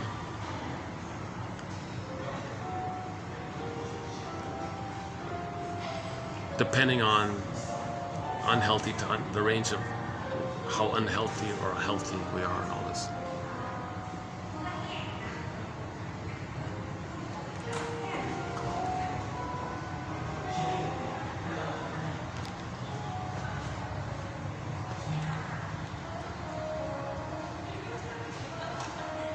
But I think he is helpful to highlight this point. The tendency of the Enneagram is to think, well, what's your type? Well, it's not in isolation. Think of it in a relationship. The baby has psychic templates of relational units. A part self representation linked in relationship to the part mother, other representation. There's a relational unit. There's like a line there between the self and the other, even though it's fused. So on the Enneagram, you got lines there. So just keep that basic idea in mind, that the baby isn't alone. He's always in relation with the mother. So when you look at the Enneagram thing, you take a point, well, it's in relation to another point. So he says, don't think about the points, think about the flow of the line. You're on this line. Now, if you think you're kind of set in one point, that's the Medusa, you're frozen there. Well, you're frozen there because the relationship on the line was overwhelming. But you're frozen because of the relationship. Don't just think you're frozen and there was no relationship. The Enneagram says, no, there's a relationship here. That's why there's lines going on. This point links to that point. There's a line there. So if you're traumatized, it's because it was due to a relationship. And that's what the Enneagram's saying. So keep that kind of broad, general view in mind, right? I don't buy his theories that the wings represent the wish and the fear, and the center fixation is the compromise between the two. Although it does fit in the case, sort of fits, he's kind of squeezing it in, right? Where the 7 is the compromise between the 6 and the 8. See, the 6 is the child has a fear. He wants to be assertive like the 8. He can't do it. What does he do? He escapes in mind. But that only works in that example. And a clue for me that he's trying to squeeze too much in is when he said Lotus Land is the 9. Oh, come on, it's the 7. The Cyclops is the 8. Okay, you're being too critical of the 8s. Not all 8s are that violent and all that, right? A lot of tough guys are. They know it and they don't want to be hurtful and all this. I think he over-exaggerates his characterization of the Cyclops being like the 8s. I don't think that's fair. Although, yes, there are some 8s who are like that, for sure, no doubt about it.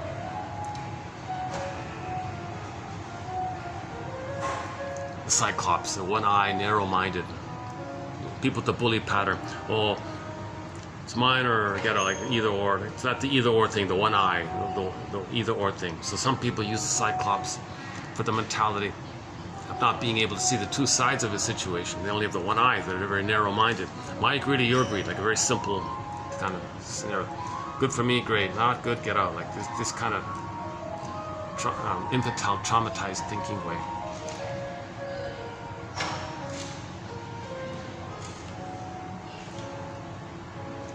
This next quote, I wasn't sure whether or not to include it or to just leave it in the honorable mention pile. I finally put it in because it highlights the point that in the histrionics of the clinger and the pleasers, their emotionality, their theatrics, because they don't know what they're feeling inside. They're not connecting to within.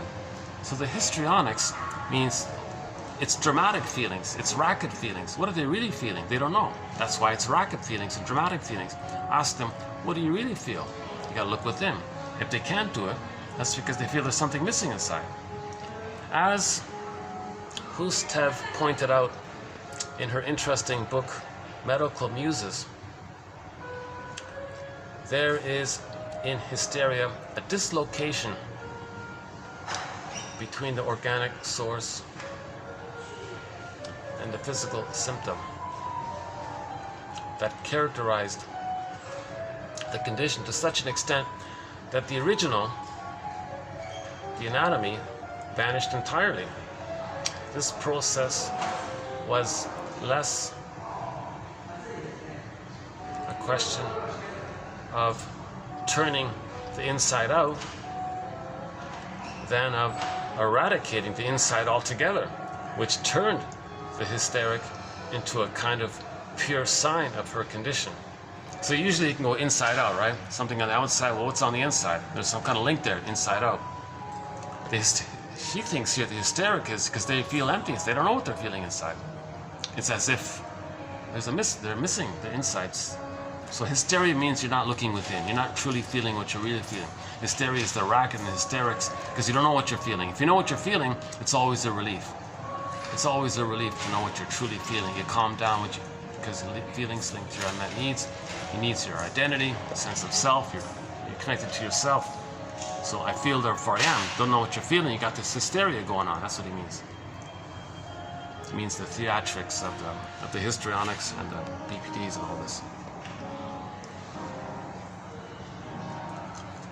Yeah, next one here. Let's take a short look. Yeah, I'm sweating here again already. I got no AC here. You don't see it here, but there's no AC here. For some reason, the AC doesn't reach this part here. Let me just read it and I'll talk about it outside. Okay. Generally speaking, it is assumed that projective identification takes place in 3 steps. Step 1 is the subject's projection of a part of himself onto another person. Okay, so you see what's yours onto others because you don't want to know what's within. Step 2 is an interpersonal interaction whereby the projector actively pressures the recipient, okay, the other person, to feel, think, be a proxy for, act in accordance with the projection.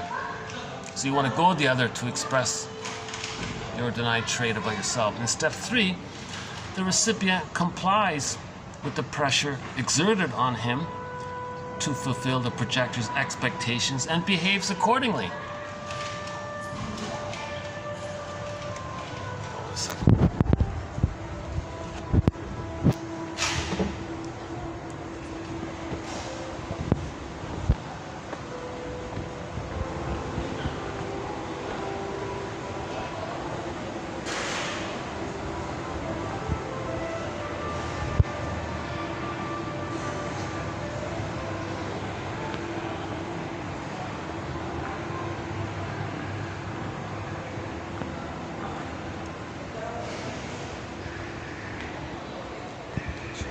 Let's try the 6th floor again. Maybe it's pulled back a little bit. Jeez.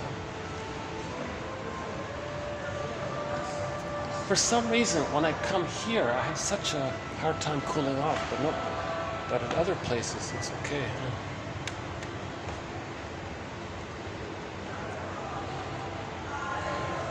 Maybe I'm reacting to some kind of a floor cleaning fluid or something. I don't know what it is. Some kind of... กำลังขึ้นค่ะ going up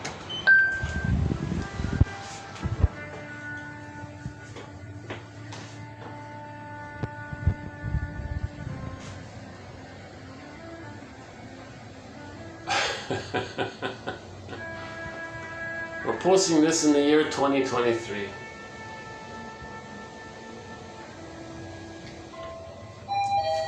ชั้น 6 ค่ะ 6th floor Oh, yeah, it's cooler here, yeah. This is the coolest floor I've noticed, this place here. I could stay here. Okay. He said it was okay for me to sit here. Alright, let's sit here.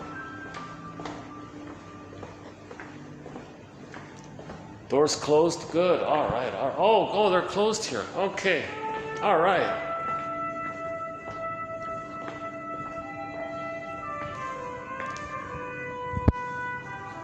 Oh, I should come here at this time. I see. It's quieter here. Not much light, but that's okay now. So projective identification, that's a huge topic. We can spend 2 hours on it. The prototype of it is that a cycle, remember the Ouroboros? A cycle is meant to take place between the baby and the mother. Baby's nursing, baby distressed. Mother's supposed to pick up on it. From the baby's perception, the mother's them. So the mother's distressed. If the baby's distressed, the mother's distressed. Mind reading kind of thing. The baby expects mind reading from the mother, thinking that the mother's them, so the mother should feel what they're feeling, because they're one like that. So baby's distressed, mother's distressed, or gets the message that the baby's distressed, but the baby thinks that the baby sent the signal, mother got it, mother soothes the child, the cycle takes place, the child calms down, the cycle takes place. At normal development, if there's a trauma there, repetition compulsion, later on, they want to go at others to feel what they're feeling. To do so, they're going to interact with them, to put a pressure on them, to put a pull on them, to so-called role responsiveness, means suck them into a role kind of thing, to express, to show and express and display what the projector is feeling but doesn't know they're feeling. They want the other person to feel it. So if the projector feels scared, sad, helpless, powerless, rage, shame, and all this, abandonment, depression, they want others to feel these kinds of things. So they want to coax others to be scared and all this. Then they think they're back in the nursery. Oh, mother feels scared. I feel scared. There's a hope now. If mother got the message that I feel scared because they're scared, then mother's going to soothe them. But no, the present isn't the past. They've transferred the past problem into the present, replaying the past in the present, using people in the present to be in the fantasy that, can you be the good breast mother that I needed in the nursery? Can I get some light in here? Why is it so dim? Hold on a second. That's it, eh? Oh, that's better, right? Hold on. Let's do this.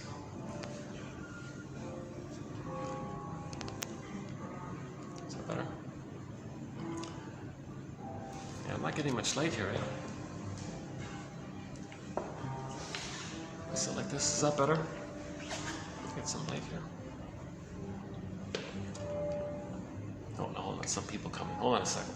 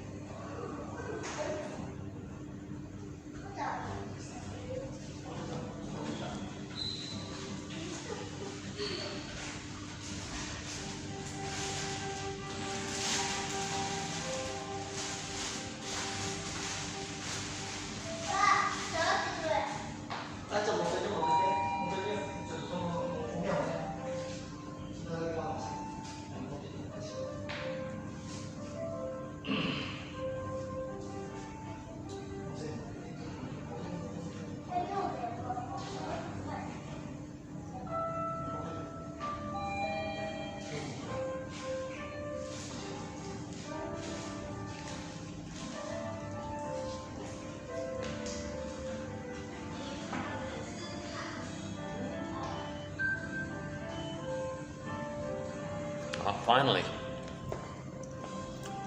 Okay. Sorry about the lighting here. Due to my slight fatigue and laziness today, let me just continue this way here.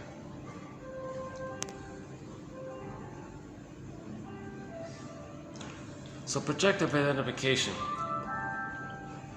How does that look in the present with other people? Well, in order to get someone to feel what you're feeling, you're not going to accept their situation. That's called gaslighting. You're going to deny their reality, deny what they think, feel, who they are, and all this. That's an intermediary step on the journey towards getting them to be a proxy of what you're not feeling.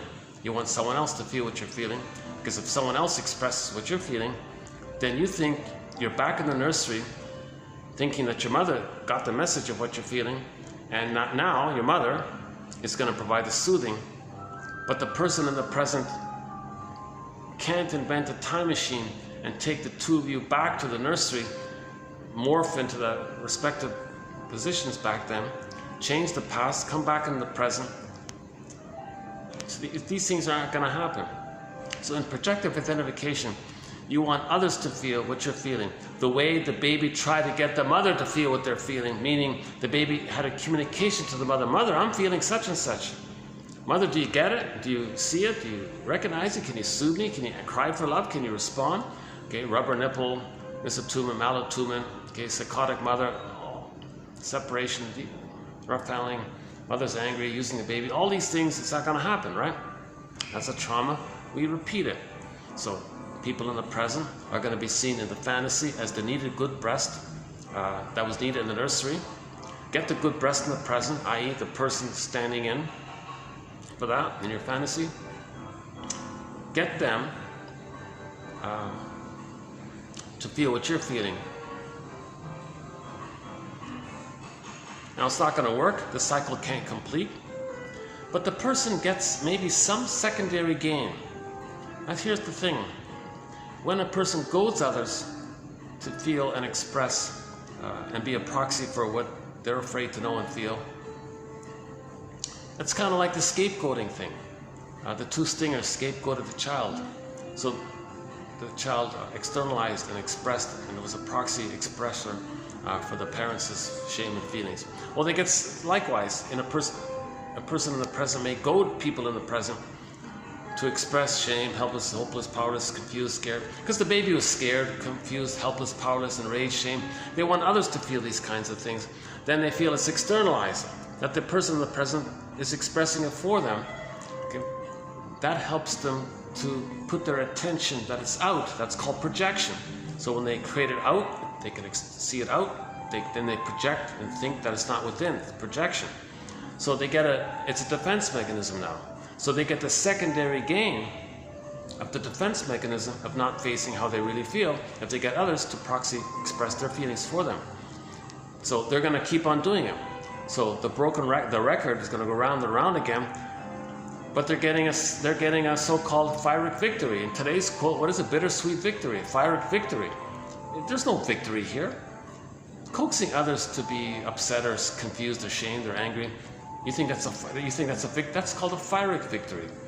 It's not a true victory, because you're not going to change what happened in the nursery.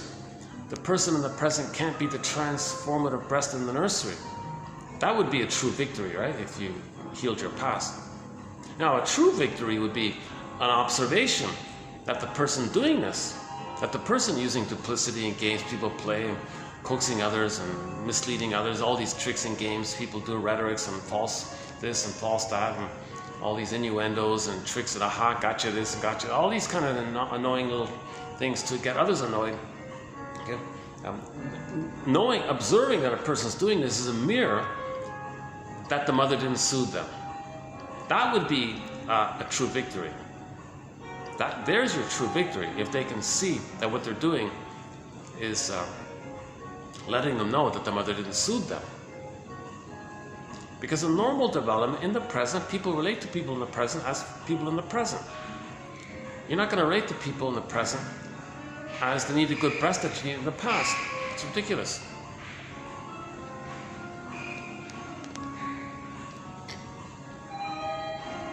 Hold on a sec. I try not to get anybody in the camera here. So far, I've been pretty good today.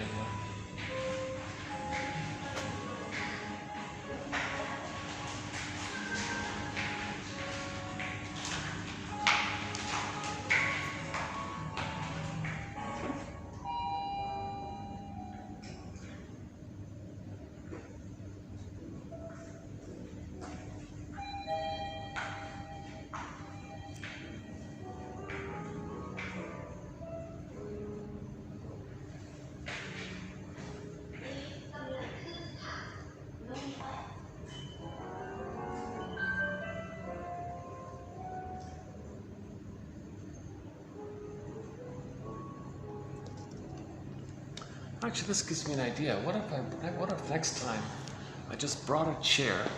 Let's see. What if I brought a chair Sorry, I'm just thinking about myself here.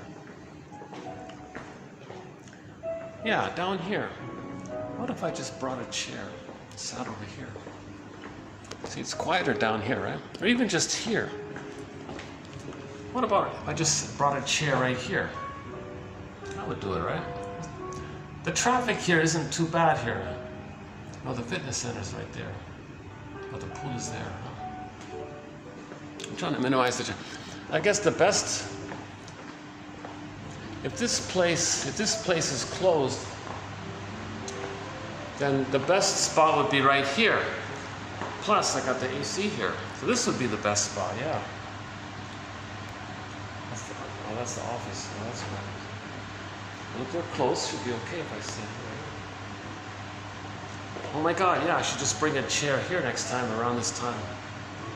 I'm constantly juggling around trying to find out where I can do my video without, annoying anybody.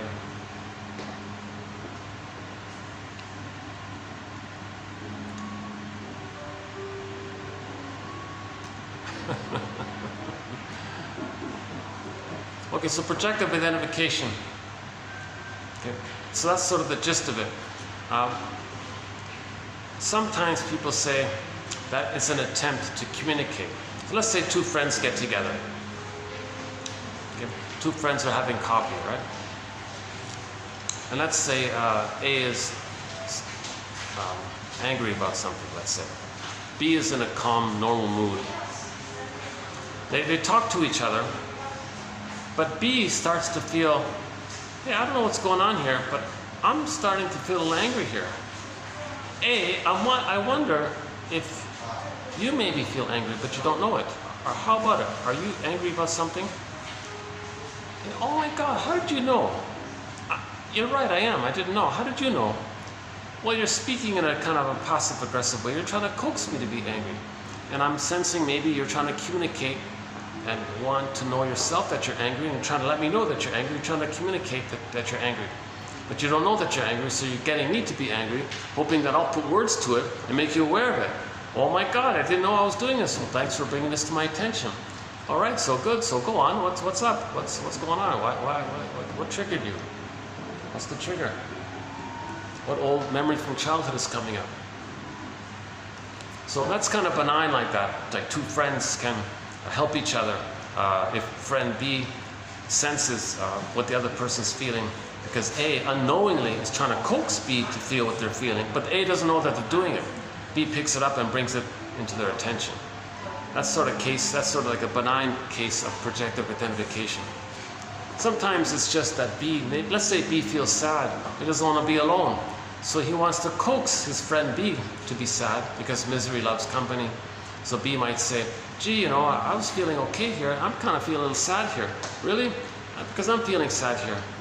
I guess I wanted you to join me because I don't want to be alone in my sadness. Misery loves company. Oh, geez, well, let's talk about it.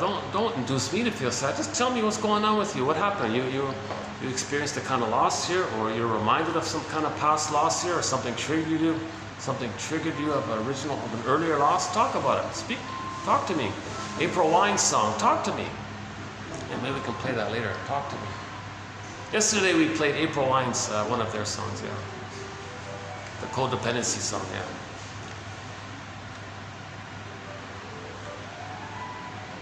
Okay, and there are a few other points about this area about projective identification, so maybe I'll just leave it there for today.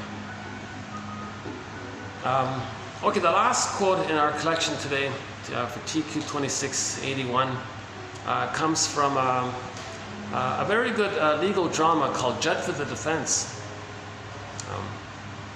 So yeah, thankfully, I'm so glad that the episodes are finally being posted online.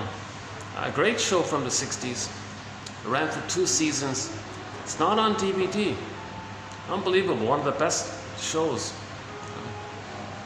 That's one of the most intelligent shows there is. Judge for the Defense, starring Carl Betts. Did a great job, yeah.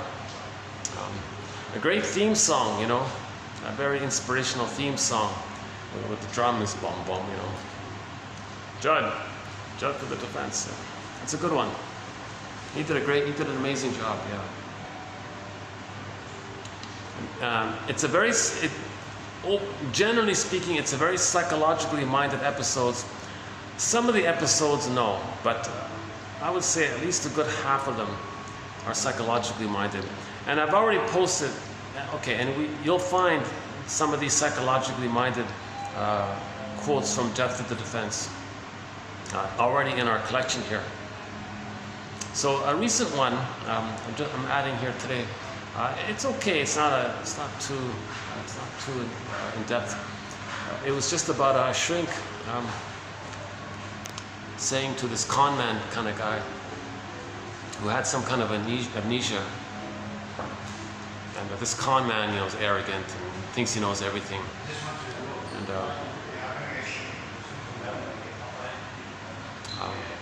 what was it? So the con man witnessed some disturbing event, and he blotted it out. Shrink said, you know, sometimes when we see things, it reminds us of a childhood experience where we couldn't know it. Maybe that's what happened. Oh, nonsense. It's a physical thing, nothing psychological. Well, for you to dismiss it immediately, without consideration, impulsively, that it's impossible, isn't that neurotic? What? I'm neurotic? No, because he was so arrogant and proud. That guy, yeah. He was the fraud about him was he was a master con man and all this, and he always wanted to insist that others be authentic, right? So he was this fraudulent self-help guru or cult leader guru kind of thing, right? One of those, that episode there.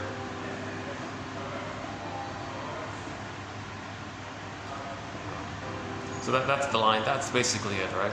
If somebody impulsively rejects the idea that something physical might be psychosomatic, well, that's neurotic. You're in total denial. Why not consider it? Why not consider something like emotional eating being like something emotional? No, it's biological. What? You're not physically hungry, but you're eating. You think it's something biological? No, it's nothing. My psychology is perfect. Forget it. See, he was in that kind of mode there, so I included that quote at the end there.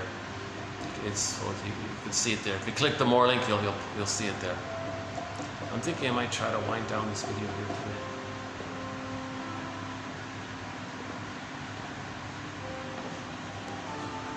Let's get the where's the AC?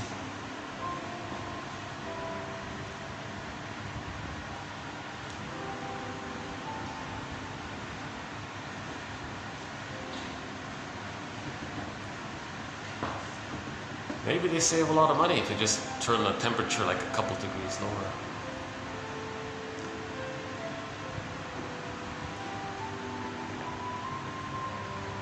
One second.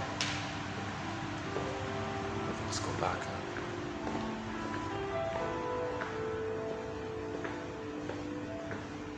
Actually, yeah, why don't I hang out here? Hold on. This is the other elevator side, right? Oh, battery. Oh, sorry. Okay, see you next time. Battery issue.